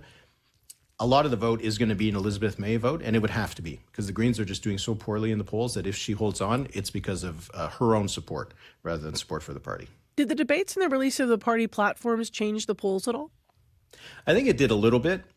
Before the debates, the Liberals were leading by roughly 6 points in the polls. Now they're down to 3 or 4. So there's been a little bit of movement. A lot of it has been largely the Liberals dropping. The Conservatives haven't really made up a lot of ground.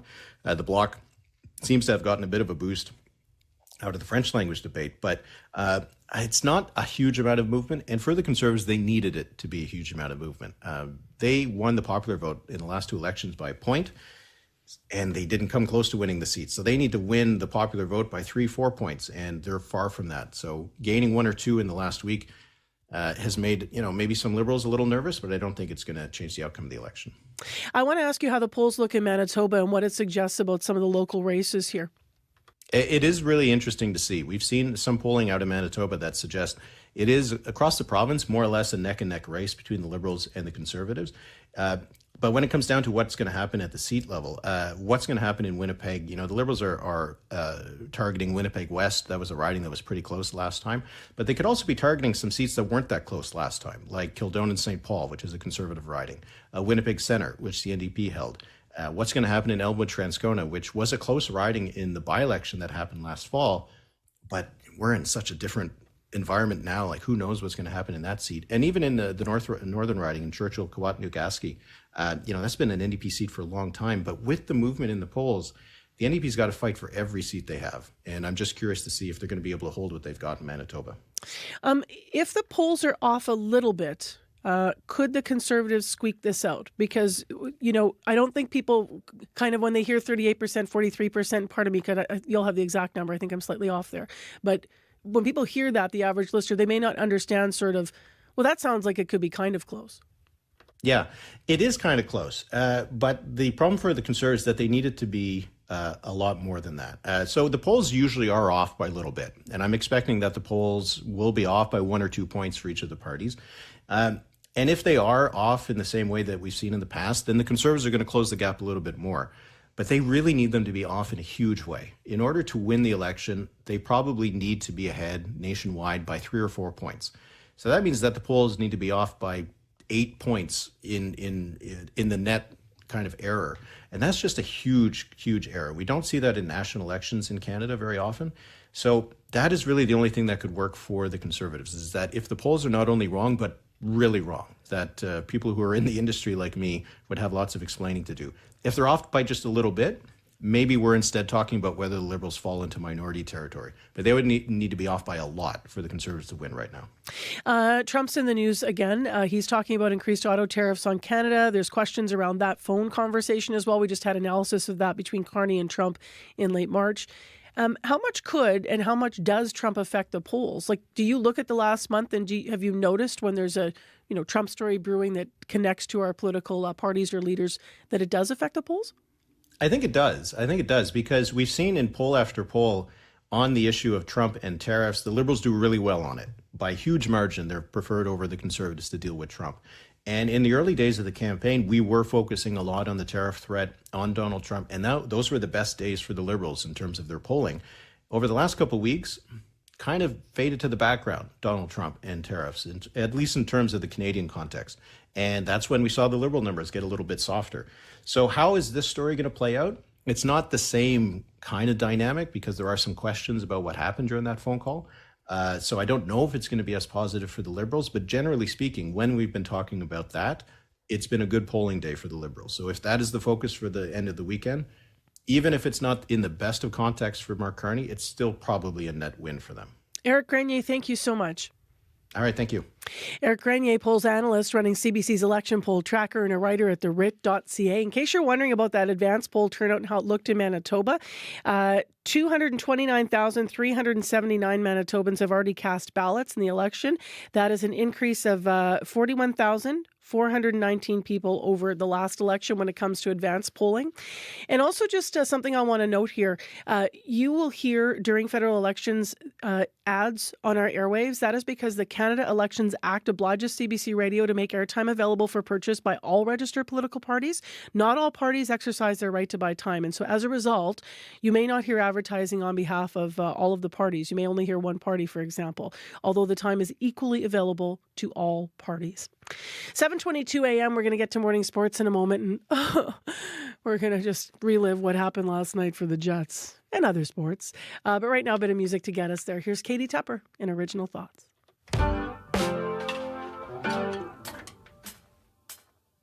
I've never had original thoughts, but you make it feel like I'm the first one to touch, first hand to steal. You never stick around too long, leave me on my knees. You're begging me on the phone to fly out to me, and you're so proud of me, but I don't know why. Something in the way skin to skin can taste. Feels like we've discovered a new thing. You tell me what you need, let me cut my teeth. Nothing's ever been such a good thing, and it's alright. We explore it all the time. I've never had original thoughts, but you're breaking through. Never heard a word from God, must speak through you. Silly thinking how I lived and breathed before meeting. You came in and knocked me off my feet. Now I see how I had conditional thoughts. I needed you in the car park. You showed me the senses that I thought I lost.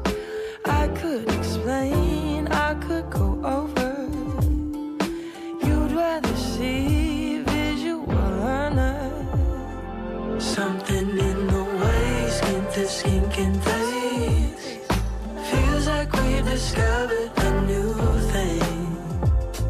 You tell me what you need, let me cut my teeth. Nothing's ever been such a good thing, and it's alright. We explore it all the time, and it's alright. We explore it all the time.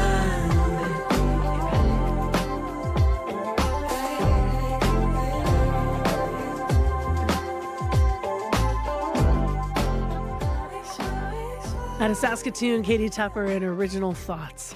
You're on CBC this morning. Thanks for joining us wherever you're joining us from.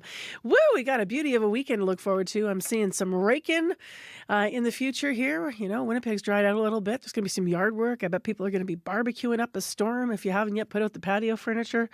I think this is the weekend. Our high today 17, and then it's going to be really nice. Tomorrow 19, Sunday 17. Sunshine for the next couple of days here in Winnipeg.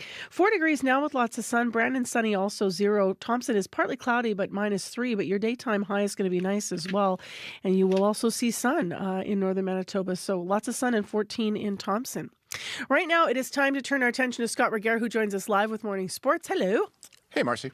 So a rough start, to say the least. Yeah. A disastrous start, a crazy start. Proved to be the undoing of the Jets last night. I don't think the Blues ever looked back, really. No, Pavel Buchnevich almost single-handedly beat them last night when he scored twice within pretty much the first 3 minutes of the game, Marcy. There was an attempt at a comeback. Had Cole Perfetti been awarded a goal that he should have been awarded, in my mind. Oh, okay. Let's talk controversy. Explain it to the listeners, then we'll get your take.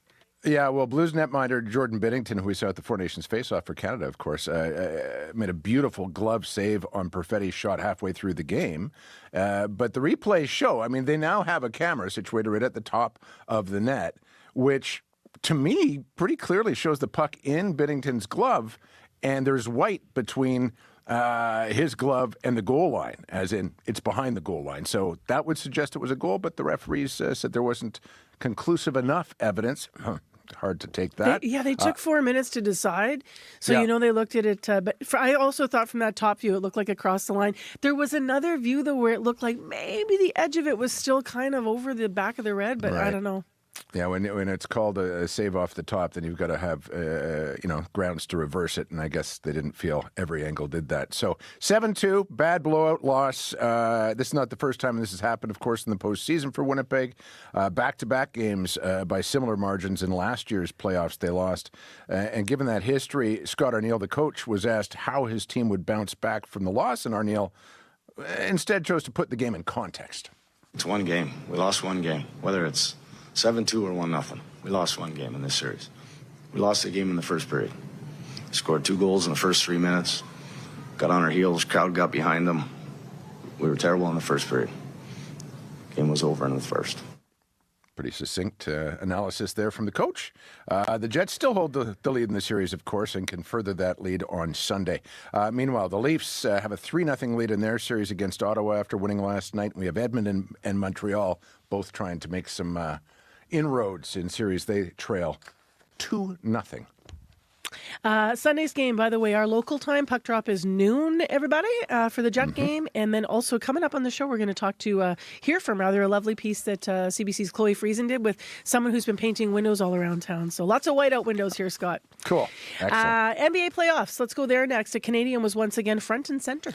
Shai Gilgeous-Alexander's remarkable season continues, trailing Memphis by 29 points last night. Gilgeous-Alexander led Oklahoma City back to win that game. It's the second biggest comeback in NBA playoff history. And wouldn't you know it, Shai was part of the biggest comeback. That's when he was a Clipper in his rookie season. I completely forgot about that. So no, that didn't cross my mind. We just knew the only way we were going to give ourselves a chance was sticking together and just plugging away at it. They built a 29-point lead in a half. So we knew all we had to do was build our own 29-point lead. You know what I mean? It sucks in the moment, but you can't get caught in your feelings because then it just gets bigger and bigger and you don't have to give yourself a chance. So that's all we were focused on. Luckily, we got it done.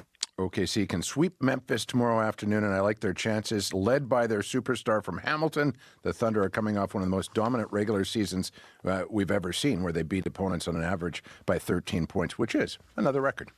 As impressive as that is, it might not match what's going on in soccer right now. Well, consider this, Marcy. Next year at this time, Wrexham could clinch a spot in the English Premier League. Only a few years ago, this tiny Welsh club was dwelling in obscurity in essentially a semi-pro circuit. But then Rob McElhenney and Ryan Reynolds came to town. The celebrity owners pumped money and a lot of love into the side, and it has worked with a win tomorrow against Charlton. Wrexham will be promoted to the Championship, one tier below the Premiership. Okay, it's not quite that simple. With 2 games remaining in the season, Wrexham also needs help for another team, Wickham, to lose, and that drama is taking its toll on Ryan Reynolds. I have literally like an 8-inch ulcer in my stomach right now because at the end of the season, it all comes down to the next 2 weeks. They just can't do it easy. Just 1 year. Let's do it without having a receding hairlines all around. We're all losing it. Stress is killing us. Anyway. Makes for better TV this way. Everyone keeps saying that. That's not a consolation at all. I'd say poor Ryan Reynolds, but if you know anything about his net worth, that wouldn't apply. To a humbler soccer franchise, Valor FC, with their home opener tonight, 7 o'clock at Princess Auto Stadium against the Halifax-based Wanderers. Valor has played the first 2 games on the road, and they have 1 draw to show for it. Well said about Ryan Reynolds. I'm a fan, but he's okay. Have a good weekend, Scott. Thank you. You too. Scott Reguer with Morning Sports Live on CBC. Your commute, moving fine. Still ahead. We're going to take you inside Fort Whyte Alive's brand new attraction. Stay tuned. Your news is next. This is CBC News. Good morning. I'm Heather Wells in Winnipeg. At 7:30, it's 4 degrees. What a brilliant day we are in for on Friday in Winnipeg. What a way to end the week. Sunshine, a high of 17 today, even warmer tomorrow. With just 3 days left in the federal election campaign, the party leaders are out making their final pitch to Canadian voters. Liberal leader Mark Carney returned to Winnipeg, telling a rally last night his party will bring in changes to build a stronger country. But much of what Carney said was about standing up to the U.S. and being the right person to protect Canada's sovereignty. Having been in a few crises, I know the first thing you need to do in a crisis is you have to prepare for the worst, not hope for the best. You have to distinguish between what you can change and what you can't. So we can't change President Trump. No. So we need a leader who can stand up to him. NDP leader Jagmeet Singh was also in Winnipeg yesterday saying environmental regulations, labor and treaty rights must be off the table when new trade talks in Washington begin. The Conservatives' Pierre Poilievre also is campaigning on the prairies in Saskatoon. You can hear the latest on the federal campaign coming up on World Report at 8. Well, fears this morning it could become easier for Manitoba nurses to leave the province. Labor mobility has been a topic in the federal election, with the Liberals and Conservatives both making promises to bring down barriers. But Darlene Jackson at the Manitoba Nurses Union says nurses are already quitting or moving away, and fewer barriers could entice them to leave. It worries me that this will allow nurses to, almost fluidly move to another province, taking, the experience and the talent that we really need in our province with them. But Dr. Joss Reimer believes these policy changes could help Manitoba. Right now, a traveling physician cannot temporarily work in this province without applying for a Manitoba license. Reimer, the president of the Canadian Medical Association, says if the rule is lifted, it could lead more doctors to come to Manitoba to help. The province has asked Manitoba's Auditor General to investigate a $100 million daycare construction project initiated by the previous Progressive Conservative government. That involved a company connected to the PC's 2023 campaign manager. CBC I-Team's Caroline Bargout reports. Education Minister Tracy Schmidt says $2.8 million of taxpayer money went to a company co-owned by Marnie Larkin while she was running the Progressive Conservatives' election campaign in 2023. The province has since asked the Auditor General to investigate. Schmidt spoke to reporters after a question period. Marnie Larkin's company was paid $2.8 million for project management. We have some significant questions about what that $2.8 million was used for and how that contract was awarded. The province says it was part of a $100 million partnership to build 22 daycares in rural communities. The province partnered with John Q. Public to manage the project, and John Q. contracted Boom Done Next, a company co-owned by Larkin. Larkin's business partner, Joe Liuzzi, says he was the sole manager of the initiative and says Larkin had recused herself and played no role in the project. Caroline Bargout, CBC News, Winnipeg. In less than a week, Manitobans will once again be allowed to grow cannabis inside their homes for personal use. Manitoba's former Conservative government banned growing inside pot in 2018. The NDP government is removing the ban, but only for growing indoors. Justice Minister Matt Wiebe says banning outdoor growing is a safety measure. I'm a dad, I've got 2 young kids, and we want to ensure that young people just don't have access. And so if it's being grown in an unsecure place like a backyard, we know that invites others to be able to access it. Lifting the ban in Manitoba makes Quebec the only province in Canada barring people from growing cannabis plants in their homes. The Assembly of Manitoba Chiefs has been granted a role in the sale of thousands of artifacts belonging to the Hudson's Bay Company. But Grand Chief Kyra Wilson says HBC's other assets should also be considered. Everything that was taken from us needs to be returned, and that includes these items that HBC currently is storing. But I would also ask too, what else has HBC taken from First Nations? We need to start having these conversations, like we're talking about land too. The Assembly of Manitoba Chiefs asked a Toronto judge to halt the sale of HBC items that may belong to or are linked to First Nations. The judge says the auction can go ahead, but only after he and AMC have a chance to scrutinize a catalog of the items.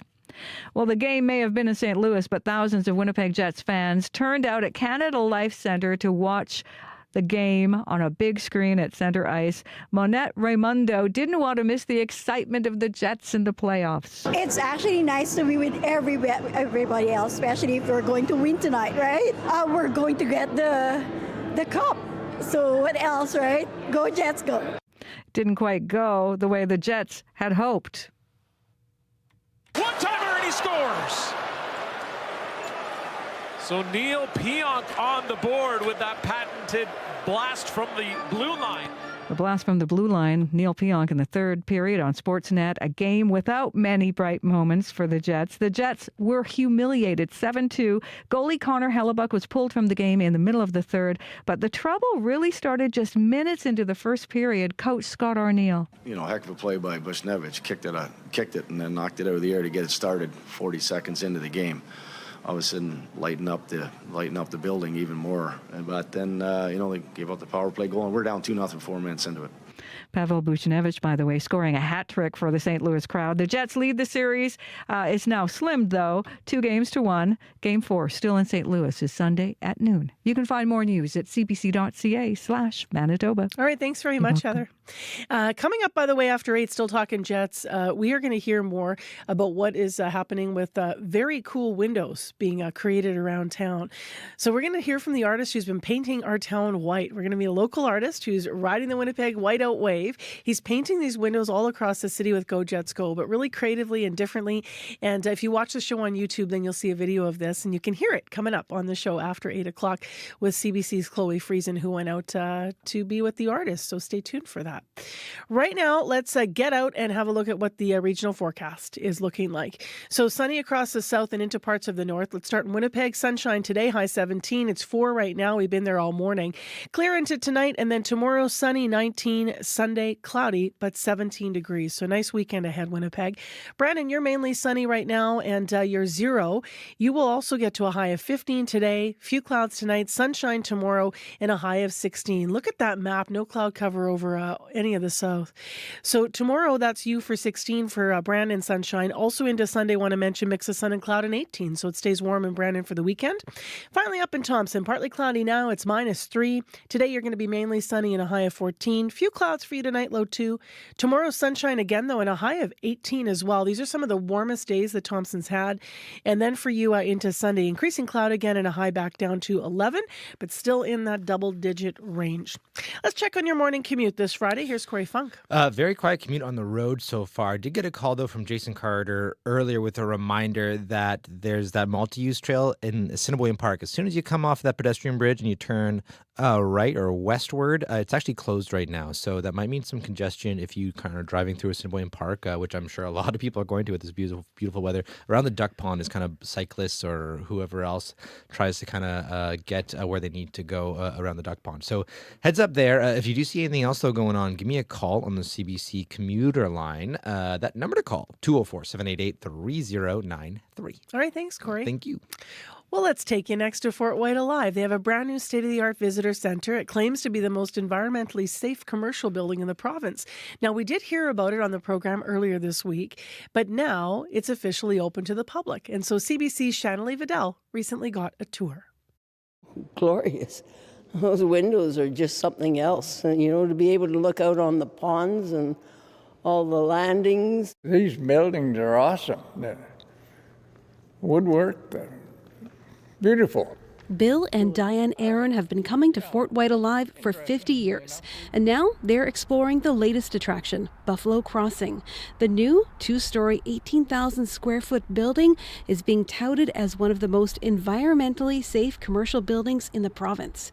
It's designed to be ultra energy efficient. It's also the first zero carbon commercial building in Manitoba. We've got really nice, big, beautiful windows that are letting in a lot of the natural light.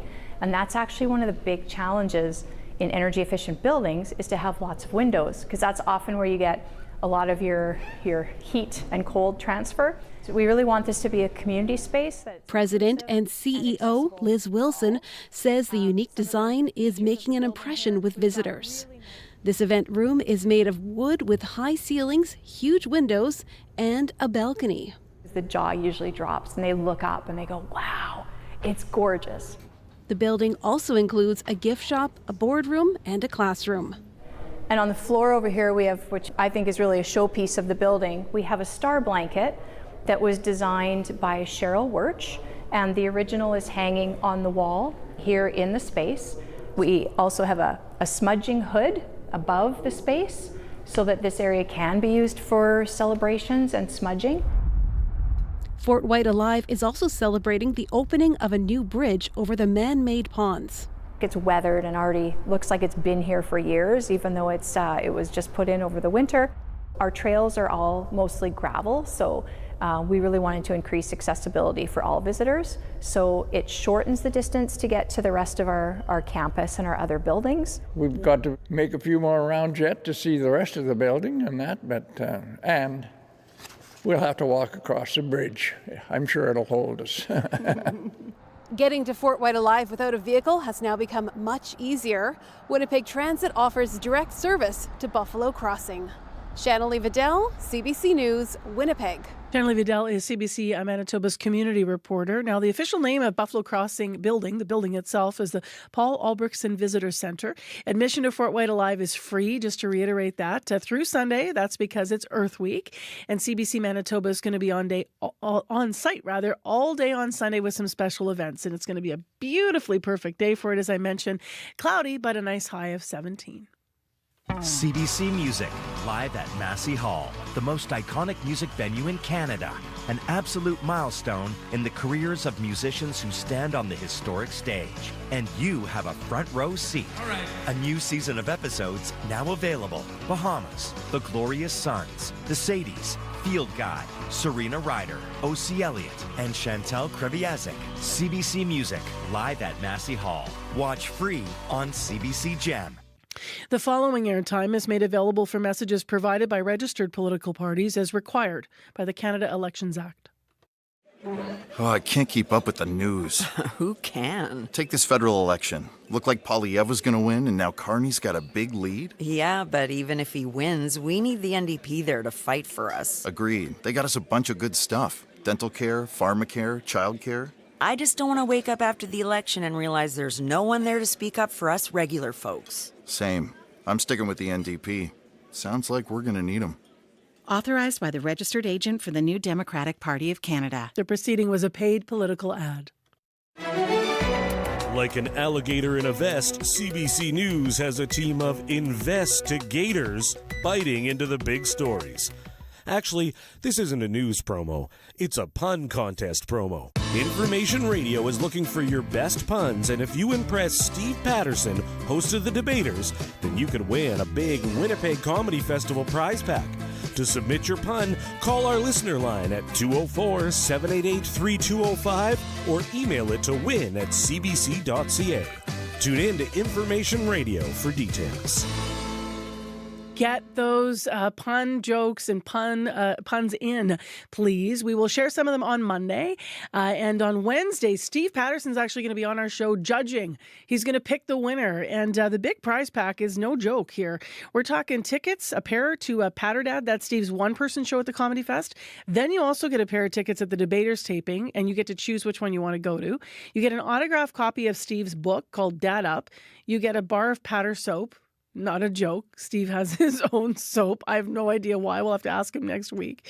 You also get some merch from the Debaters and the Comedy Festival as well. So if you want to enter once again, you can enter win@cbc.ca. You can email there and enter win@cbc.ca. You can call our listener line, 204-788-3205. And leave us your best pun-based joke. So this is all ahead of the Winnipeg Comedy Festival, which is coming up. It is 7:44 a.m. right now, 4 degrees on your Friday morning in Winnipeg. It's 4, that is, and mainly sunny. And thanks for joining us here on CBC. Well, a bit of music next that I hope is going to feel like a Friday. I haven't heard this track, but I'm a big disco lover. So the Free Label is a group made up of 6 multi-instrumentalists and vocalists from Toronto, and they describe their music as a blend of kind of 70s disco, 90s R&B, and then some high-energy funk.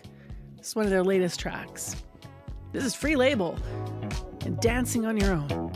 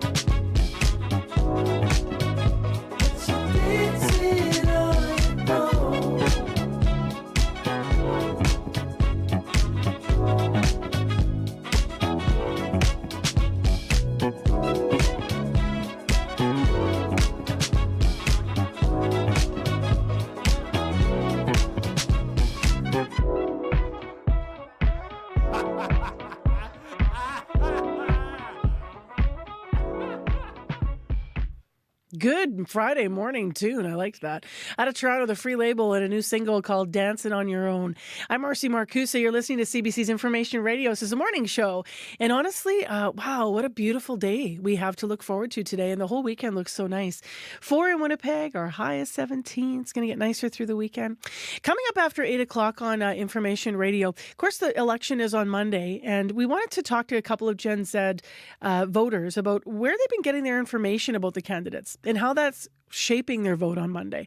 So we wanted to look sort of now that the month is out, how are people getting informed? Where have they been going? So we're going to get that answer at least from a couple of voters that are going to join us in the next hour of Information Radio. So stay tuned for that. That's coming up after 8. Right now, though, the next time that you call 911, it may not be a first responder coming to the rescue because the Winnipeg Fire Paramedic Service has updated its dispatch system. Now, in the past, it would be 2 priority dispatch system. That means that calls were sorted into 2 categories. So life-threatening and non-life-threatening.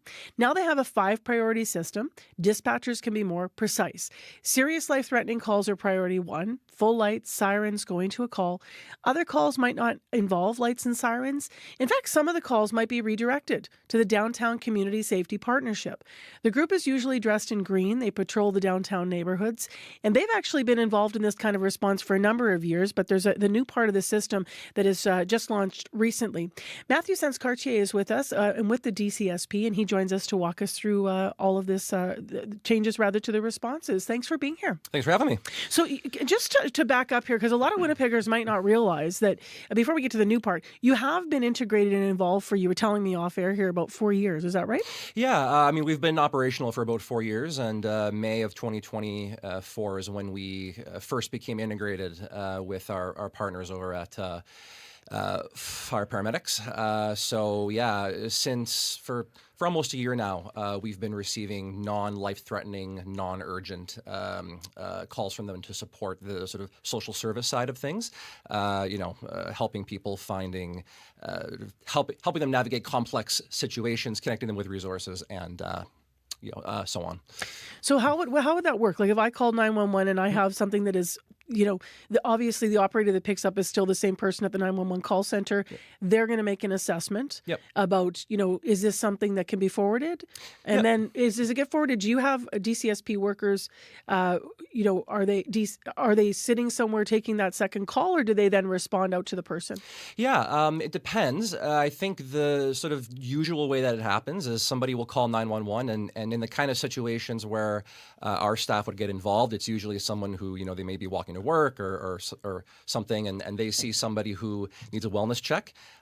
They might call 911, and if as you said, if the call taker on the other end assesses that it's not a life-threatening or a non-violent situation, then they can actually forward that directly to us. And so yes, the folks that are sitting at our coordinated assistance network area, which is our kind of term for the folks that dispatch and coordinate all of our staff, they will take the call, and then they'll sort of they'll actually receive it directly through our integrated computer-assisted dispatch environment, and then they'll send somebody who's in the area to do a wellness check on that person. Again, and our folks are trained in things like advanced first aid, so they can provide that sort of first level assessment. If things escalate for some reason, and it turns out that it ends up being a sort of life-threatening situation, or something else happens, then we're able to actually call them out as well.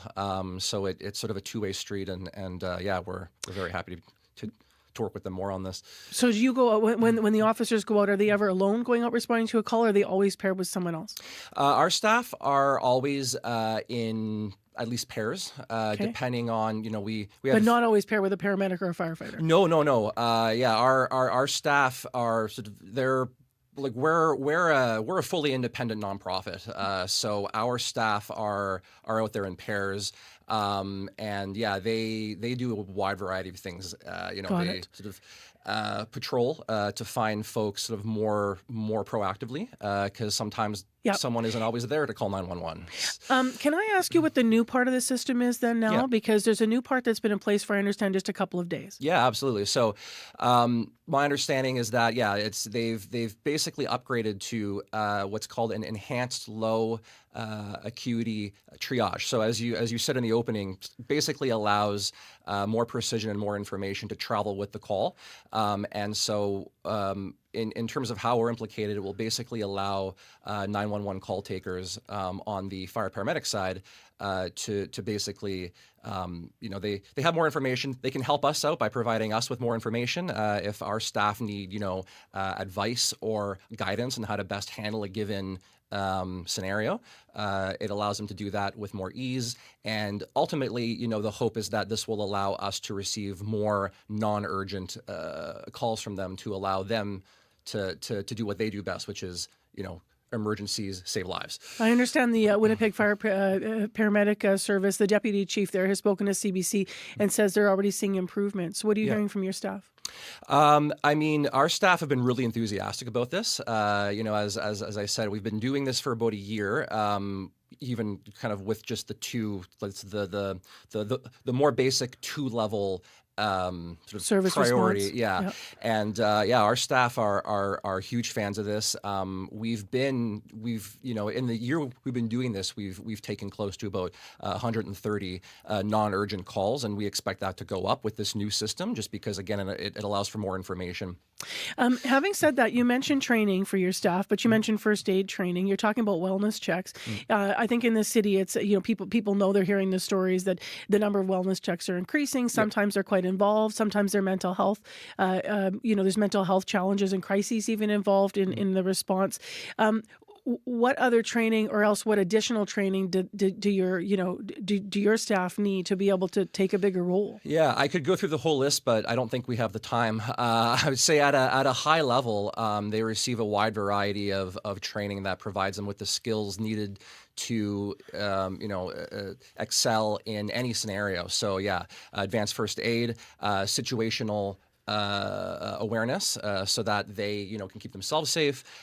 Training on what resources are available, complex service, navigation, kind of everything in the kitchen sink. They're sort of generalists, and their ultimate goal is to just get people to safer places. So whether that's shelter, a medical facility, if it's helping them in that moment with something. But there's a lot of different training that they get. Is there an adequate level of training right now, do you think, to be able to deal with the calls and the nature of the calls that you've seen? Oh, absolutely. Yeah, no, our folks are extremely well trained. That's been a priority since day one. This system's unique in Winnipeg. Why is it important for DCSP to be involved in this way? Ultimately, it's about getting the right resources to the right folks at the right time. We know that, I don't think it's not a secret that there are a lot of strains right now on the 911 system, both on the police and the fire paramedic side.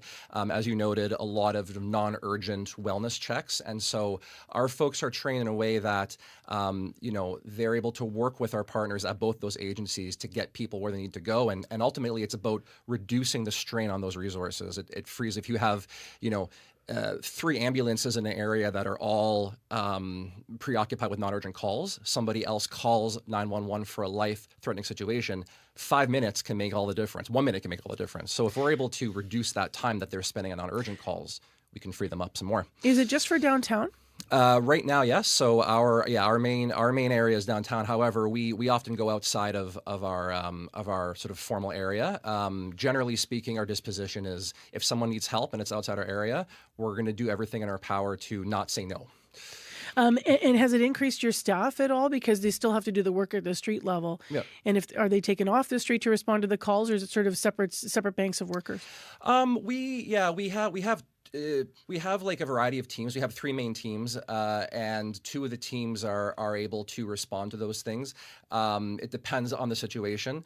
Our teams are really fluid in terms of kind of what they're doing in terms of, if they're patrolling and trying to find folks that need help, or if they're responding to calls. So I wouldn't say it takes them off, but you do see a bit of an inverse relationship in terms of the more calls come in, the less patrolling we're able to do, because there's only 24 hours in a day. So ultimately, and we're always trying to increase our staff and to make sure that we have we're well equipped. Well, I know you're being other cities have even reached out to find out more about how this has been working, because they're looking at this as a model that maybe they could lean into. Thank you so much for being in studio and explaining it to us this morning and talking about the different and expanding role you're taking. Appreciate it. Yeah. You're very welcome. That's Matthew Sanz-Cartier. He's the Organizational Information and Research Director with Downtown Community Safety Partnership. Let's go to Heather Wells now, who's in our news center with headlines. Good morning. Good morning. Well, Manitoba's Southern Health Region says it is hearing from parents who want to get their children immunized after 2 more measles cases were identified. They are travel related, but there are warnings about exposure at Southwood School and on the school bus in mid-April. We'll hear more about that. And Manitoba's Auditor General has been asked to investigate a $100 million daycare project the province says involved the former PC government and a company co-owned by the PC's 2023 campaign manager. I'll be back with more Manitoba news at 8:30. Thanks, Heather. You're welcome. And just a small correction, Matthew Sanz-Cartier is the Organizational Informatics and Research Director with the Downtown Community Safety Partnership. It is 2 minutes now to 8 o'clock. Weather, great. 4 degrees, sunny, heading for 17. Commute, Great. 788-3093 if you want to fill us in on something that is not so great. Coming up after 8, with the federal election on the horizon, we have 2 Gen Zers who will be in studio. We're going to find out where they've been getting their information about the candidates. How have they been informing themselves on the campaign trail, and how will that shape their vote come Monday? In addition, in the next half hour of the program, how many times would you have to write "Go Jets Go" before getting bored? For a local sign painter, there's no limit. He's been decorating windows all across our city with the phrase, and he's eager to do more. We're going to hear more and see more. So check us out on the YouTube stream live. That's also coming up after 8. World Report, though, is next on CBC.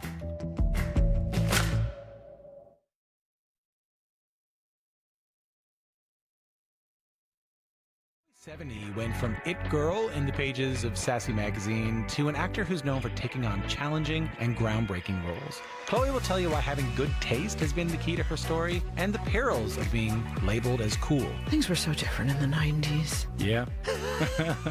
That's coming up on Q, followed by Commotion with Elamine Abdel Mahmoud on CBC Radio 1, the CBC Listen app, and everywhere you get your podcasts. The CBC News is next. Coming up in half an hour, it's The Current with Matt Galloway. The finish line is rushing towards us. It has been a very busy election campaign, and our National Affairs panel is here to sum up what's been going on, what we've learned, and where we stand with 3 days to go. The National Affairs panel coming up on The Current. This is World Report. Good morning, I'm Angie Seth. There are just 3 days of campaigning left. After a rally in Winnipeg last night, Liberal leader Mark Carney is starting his day in Sault Ste. Marie, Ontario. Then he's expected to move to southern Ontario. Who's ready to axe some taxes for a change? Conservative leader Pierre Poilievre is starting in Saskatoon, and this evening he's holding a rally in Nanaimo, BC. Jagmeet Singh's tour is back in southern Ontario. As David Thurton tells us, polls suggest the NDP could be experiencing a national decline in support. NDP! NDP! Jagmeet Singh greets a small crowd in a Toronto park. With only a few days left in the campaign, the NDP leader tells those gathered, People are rejecting the Conservatives, which is a good thing. It's good to see that. What Singh is not saying is that voters may also be rejecting his party as well. Polls suggest the NDP's support has fallen. The party could be on track to lose many of its seats, possibly leaving New Democrats without official party status. Singh is trying hard to not let that happen. So we can't let Mark Carney and the Liberals have all the power. So people here in Toronto, you actually have the power to change that. You can send New Democrats to Ottawa to stand up and fight for you. Before heading to Hamilton, Singh will spend half the day in downtown Toronto with local candidates, such as Claire Haxel. Now look, this is the last stretch, and we are excited, we are energized, because we know that when we see the cost of housing skyrocketing, that there is a party that is out here fighting for regular people, for keeping the cost of housing. That is the NDP. The NDP is leaning on its policies, hoping that in the dying days of this campaign, it will appeal to voters. David Thurton, CBC News, Toronto. Now, of course, every move on the campaign trail is calculated, and a lot of the messaging is subliminal. The CBC's Ali Chiasson breaks down the art of the campaign. Every granular detail is planned out. Navigator PR strategist Patricia Fave says, think of it like an aesthetic political war room. Everything from their clothes to how they do their hair to their movements and posture. Canada Strong versus Canada First. Nancy Snow, graphic designer at OCAD University, decodes what the current frontrunners are trying to tell us with their slogans. So if we look to the Liberals, we've got the word strong. What does the word strong signal or communicate? So we'll think of resistance, force, resistance to pressure, those kinds of things. And then we'll go to something like first, which is a little bit more competitive. It's something or someone being put ahead of another. Candidates and campaigns are kind of like brands. And those political brands are showcased on social media, where authenticity is key. So you can't force anything. You want your candidate to lean into social trends. You have to find the right ones. All right, friends, another Get Ready With Me, this time on the campaign. Jagmeet Singh's Get Ready With Me videos, where he ties his hair, are always a hit. Take it from his former social media lead, Nader Mohammed. Posted one of those on his TikTok and got over 5 million views. That works for his brand, whereas Mark Carney's social media team loves a podium, loves a suit. Liberals want to show that the adults are in the room. Pierre Poilievre's team paints a family portrait. With the inclusion of his partner that I think they're doing a great job at. From the logos, looks, and feels the campaigns have conjured up, this election has given us a lot of material to consider before heading to the polls. Ali Chiasson, CBC News, Toronto. Tension between India and Pakistan is growing, with troops briefly exchanging fire across their borders today. It follows Tuesday's deadly attack that killed 26 tourists in Indian-administered Kashmir. New Delhi blames Islamabad for the attack. Neha Punia has the latest. Calls for justice ring out in New Delhi as right-wing groups ask the Indian government to use military force against Pakistan. We need to urgently avenge the deaths of 26 innocent lives. An immediate diplomatic response is fine, but we want to urge the government to use force. India's army chief is in Kashmir reviewing security arrangements as a manhunt for the 4 gunmen continues. On Thursday, the Indian government reportedly told opposition leaders the area where 26 people were gunned down had been opened to tourists, but that police were not informed of that, and that there were no security teams present at the time of the attack. Opposition leader K.C. Venugopal. It is imperative that a comprehensive analysis is conducted into the intelligence failures and security lapses that enabled such an attack. After Pakistan threatened to suspend the Shimla agreement that upholds the de facto border between the two countries, India and Pakistan traded fire briefly today. Shafqat Ali Khan is the spokesperson for Pakistan's Foreign Office. The Pakistani nation remains committed to peace, but will never allow anyone to transgress its sovereignty, security. The United Nations is calling for restraint as the nuclear-armed neighbors approach the brink of a wider conflict. Neha Punia for CBC News, New Delhi. The mayor of Kyiv says Ukraine may be forced to cede territory to Russia as part of a peace deal, although Vitaly Klitschko says it should only be temporary. It's a very difficult political decision to give up our territory to Russia. It's not a solution. It's not fair. But I guess we never accept occupation of Russia. I guess Ukrainian people never accept that. But for the peace, temporary peace, maybe it can be a solution.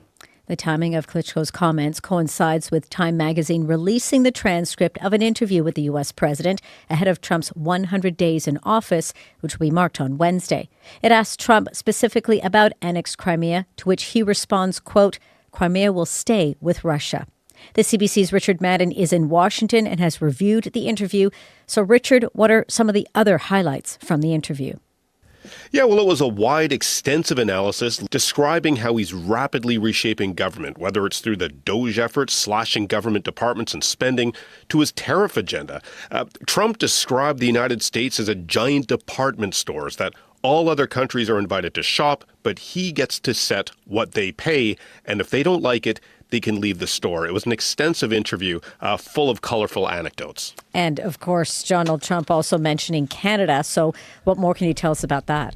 Yeah, so he was asked specifically of his plan to annex Greenland, control the Panama Canal, and make Canada the 51st state was a bit of trolling, and Trump said he's not. He's serious. He then starts repeating his false claims about so-called Canadian subsidies by trade deficits, saying the U.S. doesn't need to buy any Canadian imports, saying the only way it works is for Canada to become a state. Now, there wasn't much pushback in the article, but it does note that right now, in his 3 months in office, Trump is at the peak of his power. He's moving at breakneck speed to accomplish his campaign promises. His grip on the party notwithstanding, there are now some signs of resistance, whether it's the economy, universities standing up to him, and some in his own party criticizing his treatment of allies and the damage caused by his tariff agenda. CBC's Richard Madden for us. Thank you so much for this, Richard. You bet. A Quebec Superior Court judge has struck down a tuition hike for out-of-province students in Quebec. Last year, the province imposed a 33% tuition increase, prompting 2 English-language universities to challenge it in court. Sharon Yonan-Reynolds reports. In the 82-page decision, the Superior Court judge struck down the yearly tuition hike of about $3,000 for out-of-province students and the French language proficiency requirement. The Quebec government started implementing the measures last year, arguing that English-speaking students hurt the future of French in Quebec. Both Concordia University and McGill University in Montreal challenged those measures in court, saying they violated the Quebec and Canadian charters of rights. In his decision, Judge Éric Dufour says the government hadn't proven that out-of-province students weren't integrating into Quebec society. The court has upheld what we were saying all along. Graham Carr is the president of Concordia University. The school had said that the tuition hike led to a drop in enrollment, forcing them to tighten their budget. The judgment does not take away from our ongoing commitment to support our students in the learning of French and integration into Quebec society and culture. The judge upheld the province's tuition hike for international students. He ruled that it's reasonable for the province to redistribute money to Quebec's French universities, which attract fewer international students. In a statement, McGill says it looks forward to working with the government to comply with the ruling. The office of Quebec's Higher Education Minister, Pascal Derry, would not comment. Sharon Yonan-Reynolds, CBC News, Montreal.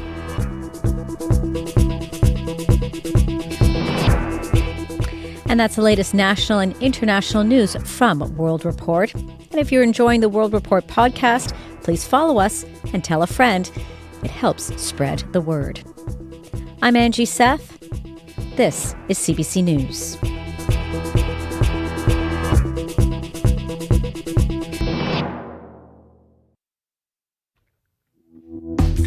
Well, it sure is nice out there this morning, Winnipeg. I'm Marcy Marcusa. This is Information Radio. We're live downtown on a sunny start to our Friday morning. You're on CBC, 89.3 FM, 990 AM on the app and YouTube. And what a shot on YouTube of the sky. Dry streets, tons of sunshine. We're going to get warm today as well. I'll have your forecast in a second here. Well, the sun might be shining through the windows that are painted Go Jets Go. How many times would you have to write Go Jets Go before you got bored? For a local sign painter, he says there's no limit. He's been decorating windows across the city with the phrase, he's eager to do more, and we're going to need it because the Jets need to go after last night's loss. In this half hour of the program as well, we are now very close to Election Day coming up on Monday. And with the federal election on the horizon, we have two Gen Zers in studio talking about where they've got their information about the candidates throughout this campaign and how it's going to shape their vote. Or I should say how it would shape their vote, because they've shared that they've already both voted in advance polls. And we do know that a historic number of people did. The numbers just came out, and I'll run that down right after we hear from Heather Wells in our CBC Manitoba News Centre.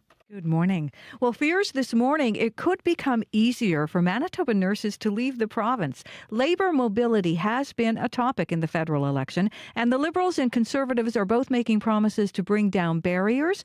But Darlene Jackson at the Manitoba Nurses Union says nurses are already quitting or moving away, and fewer barriers could entice more to leave. Officials with the Southern Health Region hope to prevent a measles outbreak similar to Ontario's. Earlier this month, 2 more cases of measles were identified, and there may have been exposure at Southwood School near Winkler and on the school bus. We're going to hear more from the Medical Officer of Health for Southern Health coming up in our next local news at 8:30. All right. Thank you, Heather. You're welcome. Well, the numbers that just came out are actually the detailed breakdown. Yesterday came out about the regions. We knew that advanced polling was up, but now let's look at Manitoba specifically. So in Manitoba, compared to last election, more than 41,419 people more voted. So in advance polls. So the total number was 229,379. Last election, it was 187,960. So all across the country, you're seeing that trend. So we'll see what happens on Monday and whether or not overall turnout's going to be up. You know what is up? Our temperature. We've doubled over the last 2 hours. We were stuck at 4 all morning in Winnipeg. Sun's now out. It's 8 degrees in the city of Winnipeg. The hot spot actually is Winnipeg at 8 degrees. Cold spot's up in Churchill at -9. In the city today, our forecast looks clear and sunny, and we have a high of 17 14, and it's going to be lovely through the weekend. The commute has been quiet, but Corey, you have a paper in your hand, so what's going on now? Yeah, I did get a call from St. Vital Import. He was saying northbound St. Mary's in the curb lane just before Fermor, there is an illegally parked car, and he noticed that the last few weeks it's kind of been doing that a few days here and there, so keep left to get around that parked car. As well, a reminder, got a call from Jason Carter. If you're planning to head to the park, especially if you plan to bike or walk to the park, there is that multi-use trail right off of that pedestrian bridge. If you go right or if you go west off the pedestrian bridge that kind of goes along the river there, it's closed for some kind of construction going on right there now. So you kind of got to pop on the road with the cars to go on to the duck pond. So if you're driving, look out for more bikes on the road around the duck pond there. So heads up there. Thanks for that call, Jason. But if you see anything else going on out there, if you're walking, biking, driving, give me a call on the CBC commuter line. That number, 204-788-3093.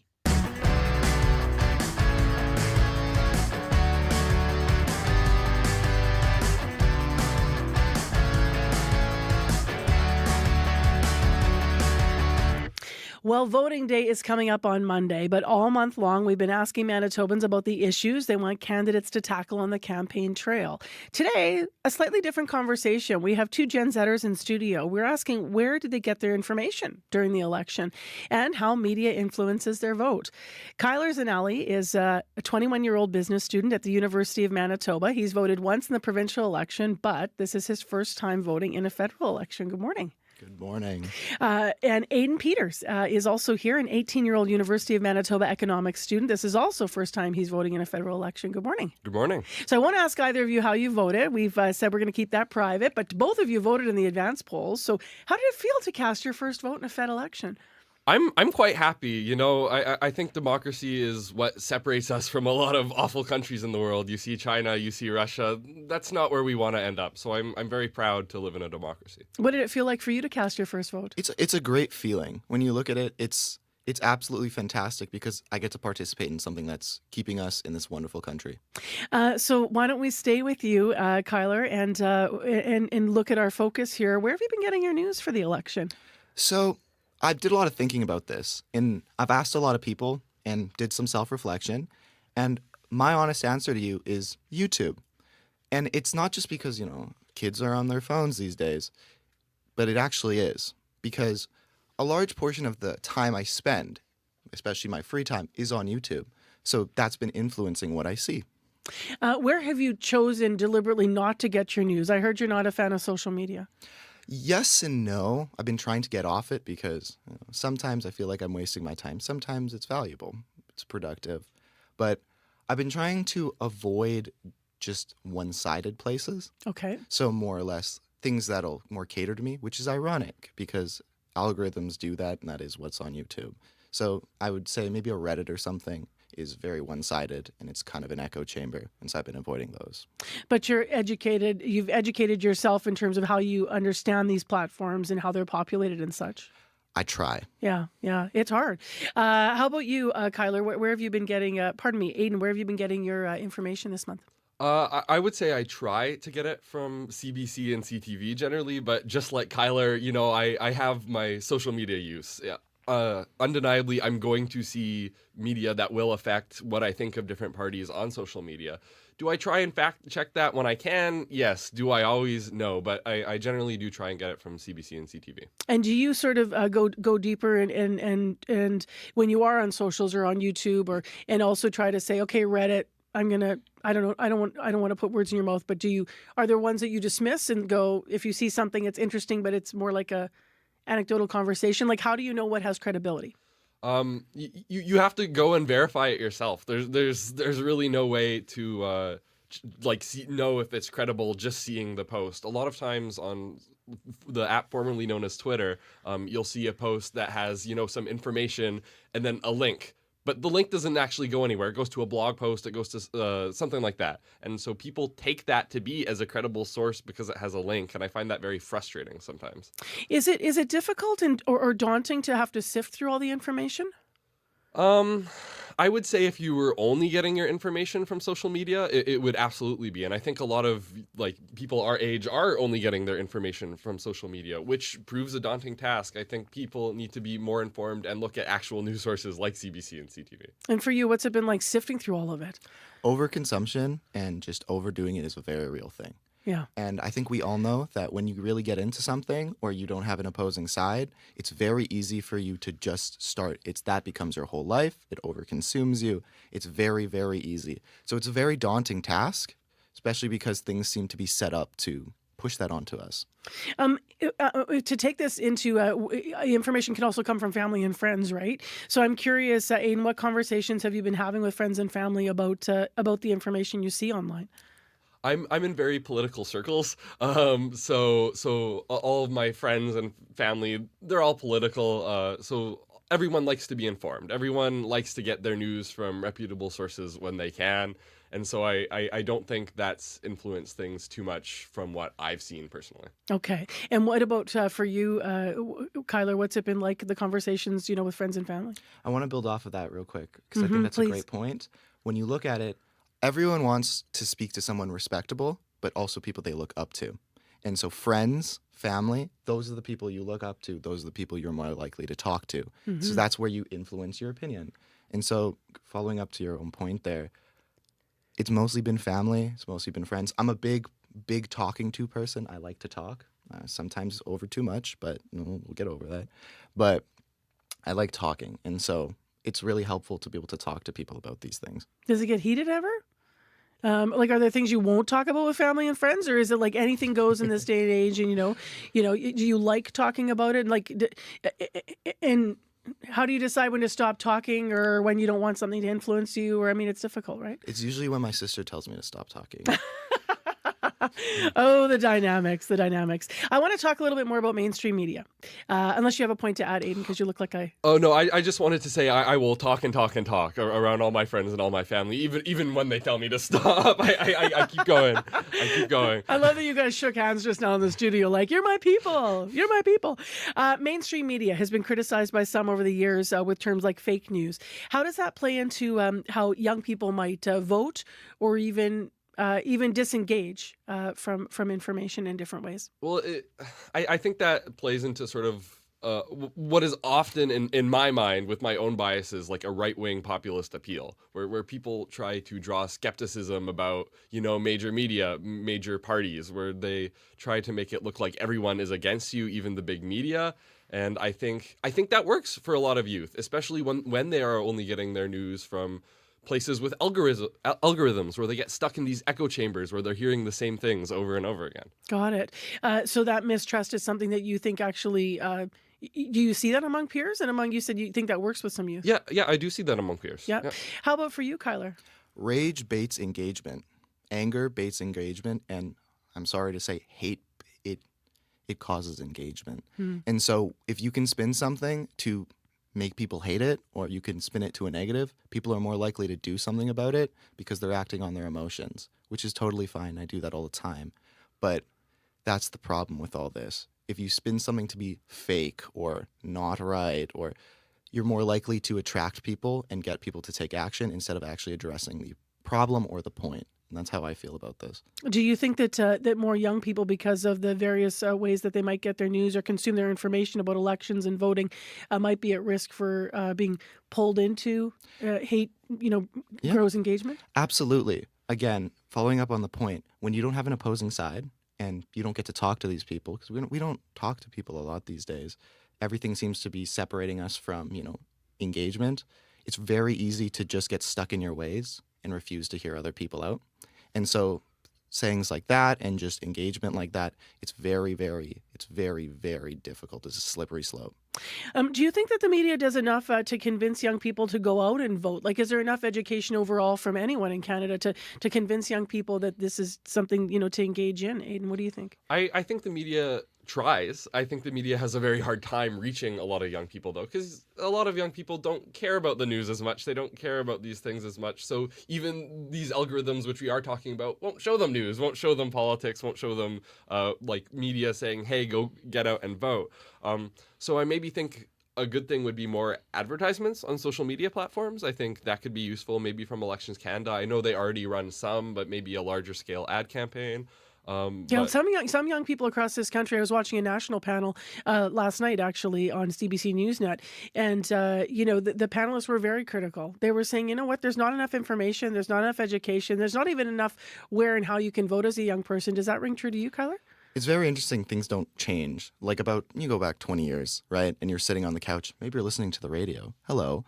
And, it's a lovely day. And then suddenly a campaign ad would pop up. But it's not they're telling you anything. They're just saying, hey, vote for me. And I think that really doesn't get anything because you have no substance in it. You're just trying to get people to like you instead of getting people to like your policy. And so that's where these difficulties come into play. Yeah. Were you influenced then? What influenced you the most, just as a last question? Because we talked about a number of ways that you guys have been getting information. So what influenced you the most? Was it, at the end of the day, your own processing, or was it something you saw or read or heard? I would say at the end of the day, it was my own processing. Okay, and how about for you, Kyler? Absolutely the same. Yeah, well, you're both very engaged. So appreciate having you here. We'll see what happens on Monday. Here we go. Nice to have you in studio. Thank you. You too. Thank you. Yeah, thanks. That is Kyler Zanelli, a 21-year-old business student over at the University of Manitoba, and Aidan Peters, 18 years old at the University of Manitoba economics student. And both of them voted in advance polls in the election. So election day is on Monday. And if you're a Gen Zer, you want to comment on this topic, drop us a line, send us an email, or call us if you want. You probably won't call us. 788-3093. But dropping us a line or texting or maybe even hitting up me on Facebook will work. 8:24 the time. This election, the stakes have never been higher. Canada's future is on the line, and the world is watching. Tune into CBC News special election night coverage. Hosts Susan Bonner and Pia Chattopadhyay, joined by some of Canada's top political minds, breaking down the results and what they mean. Who will be Canada's next Prime Minister? Canada Votes 2025, live Monday, April 28th at 7 p.m. Eastern on CBC Radio. Next on the show, painting the town white. If you've driven around Winnipeg lately, you've noticed some big, bold window art, likely dedicated to the Winnipeg Jets playoff run, of course. But have you ever thought about who paints all those signs? CBC's Chloe Friesen brings us a look next at how the Winnipeg Whiteout is bringing in extra business for a creative Winnipegger. During the NHL playoffs, the Winnipeg Whiteout goes beyond what fans are wearing. Takes over storefronts and windows too. And it's all thanks to artists. My name is Joseph Palapel. My company is the Traveling Sign Painters. I do traditional sign painting, window splashes, murals, signs for homes or businesses, primarily businesses, but I do it all. I'm at the Transcona Biz office, and I'm going to be painting a Go Jets Go window splash. How busy have you been with the Winnipeg Whiteout doing signs and window paintings like this? Well, I've definitely had to pivot because it's very seasonal, right? So as long as we're in the playoffs, like people are going to want it like right away. So I've done quite a bit in the last week, so it's been fun. I did one for Stantec that kind of overlooks the Whiteout party, so that's really cool. So I'm pretty stoked about having a big Go Jets sign that kind of faces the party. So I'm like always there in spirit. So what's the plan for this window? How would you describe the design for today? Really, it's just like very sports lettering and kind of just like a motif of like the Jets logo, the classic one, angled letters and shapes and stuff like that. Maybe add a bit of flourishes like the Jets, or like, and using a lot of the Jets colors. Blocky letters, like really like fun, like big, bold, just like, so it's almost like you're screaming. You're like, how much white paint do you think you go through during the playoffs? I mean, I know how to use my white paint, so I can like I can spread it pretty far. So I'm pretty good for white paint right at the moment.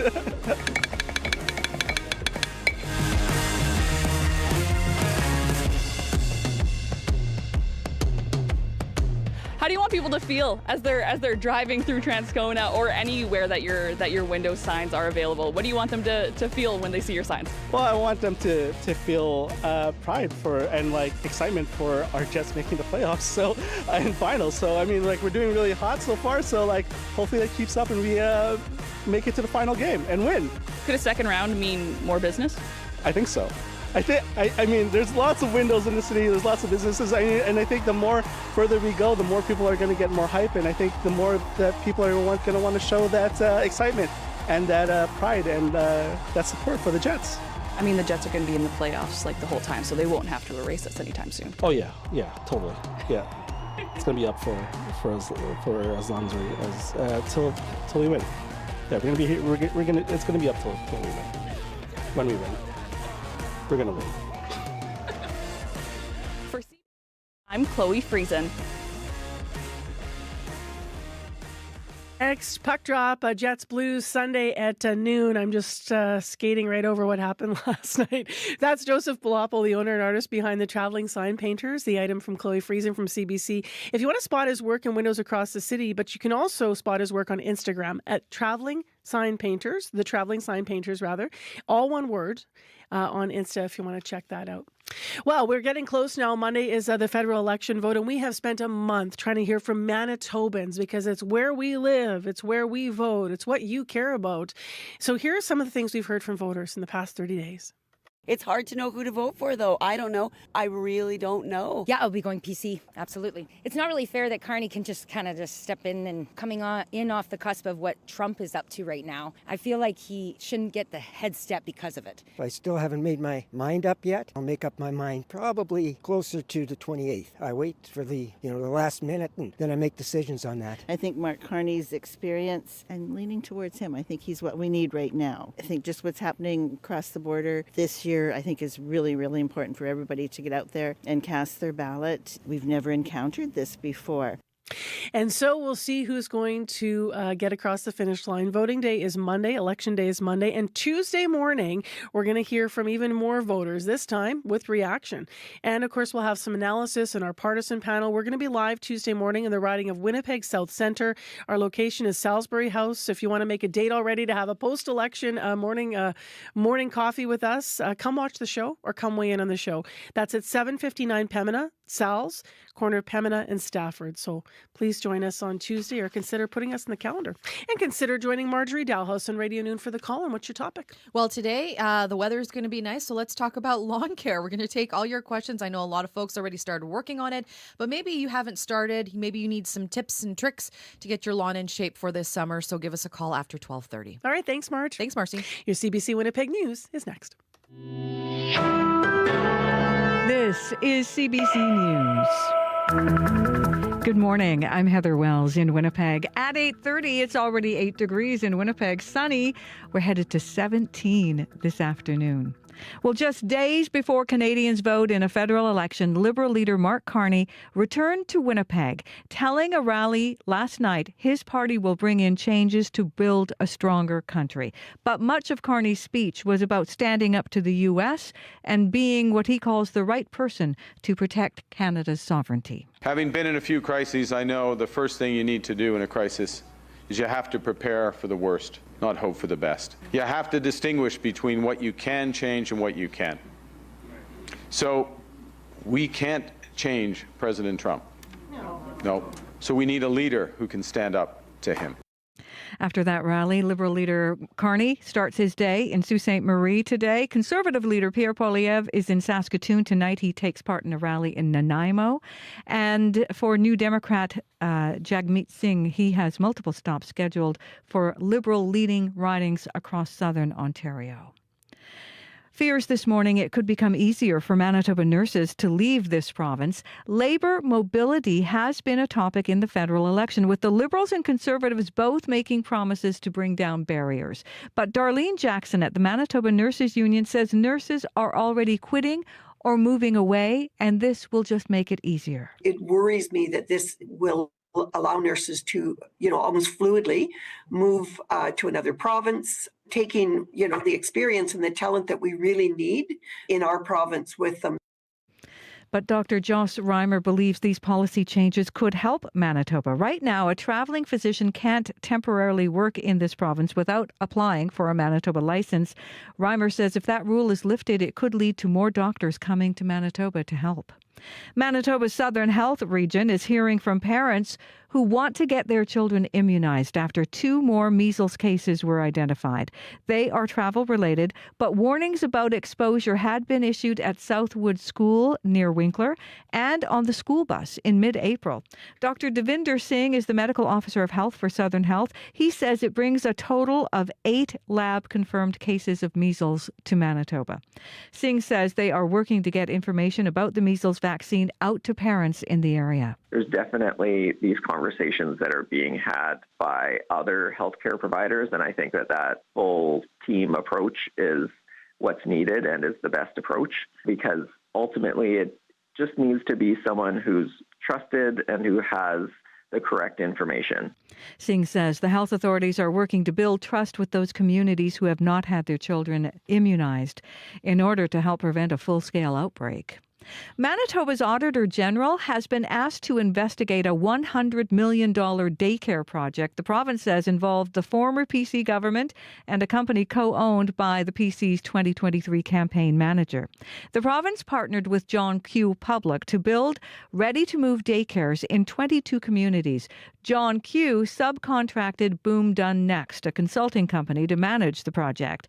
It is co-owned by Marnie Larkin, the PC Party's 2023 election campaign manager.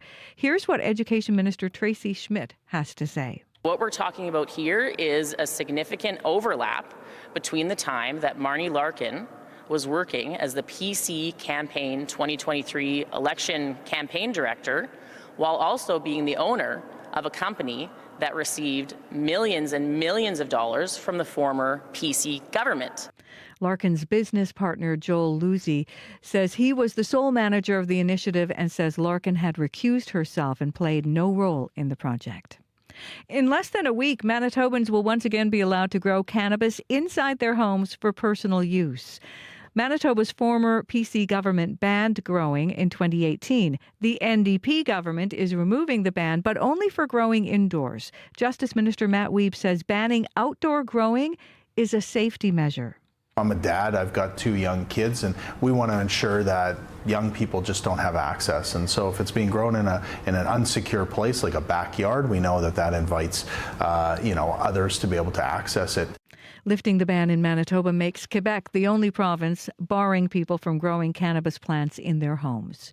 A judge has granted the Assembly of Manitoba chiefs a role in the sale of thousands of artifacts belonging to the Hudson's Bay Company. The beleaguered retailer was granted permission to prepare to auction off 4,400 artifacts and artworks as it winds down its operations. But the Toronto judge says HBC must first provide him and the Assembly of Manitoba chiefs a catalogue of the items. AMC Grand Chief Kyra Wilson wants to prevent the sale of pieces that may belong to or may be linked to First Nations. There's such a deep-rooted history when it comes to HBC and First Nations people. And when I think about, the artifacts or the sacred items that, are in storage at HBC, it needs to be returned to First Nations people. Wilson says it's important not only to know which potentially sacred items HBC has in its possession, but also how the company acquired them. You can find more news updated throughout the day at cbc.ca/Manitoba. Thank you, Heather. You're welcome. Thank you. Traffic's fine as we leave you. Sunshine for Winnipeg, Brandon, and Thompson all day today. A high in Thompson 14, Brandon 15, Winnipeg 17.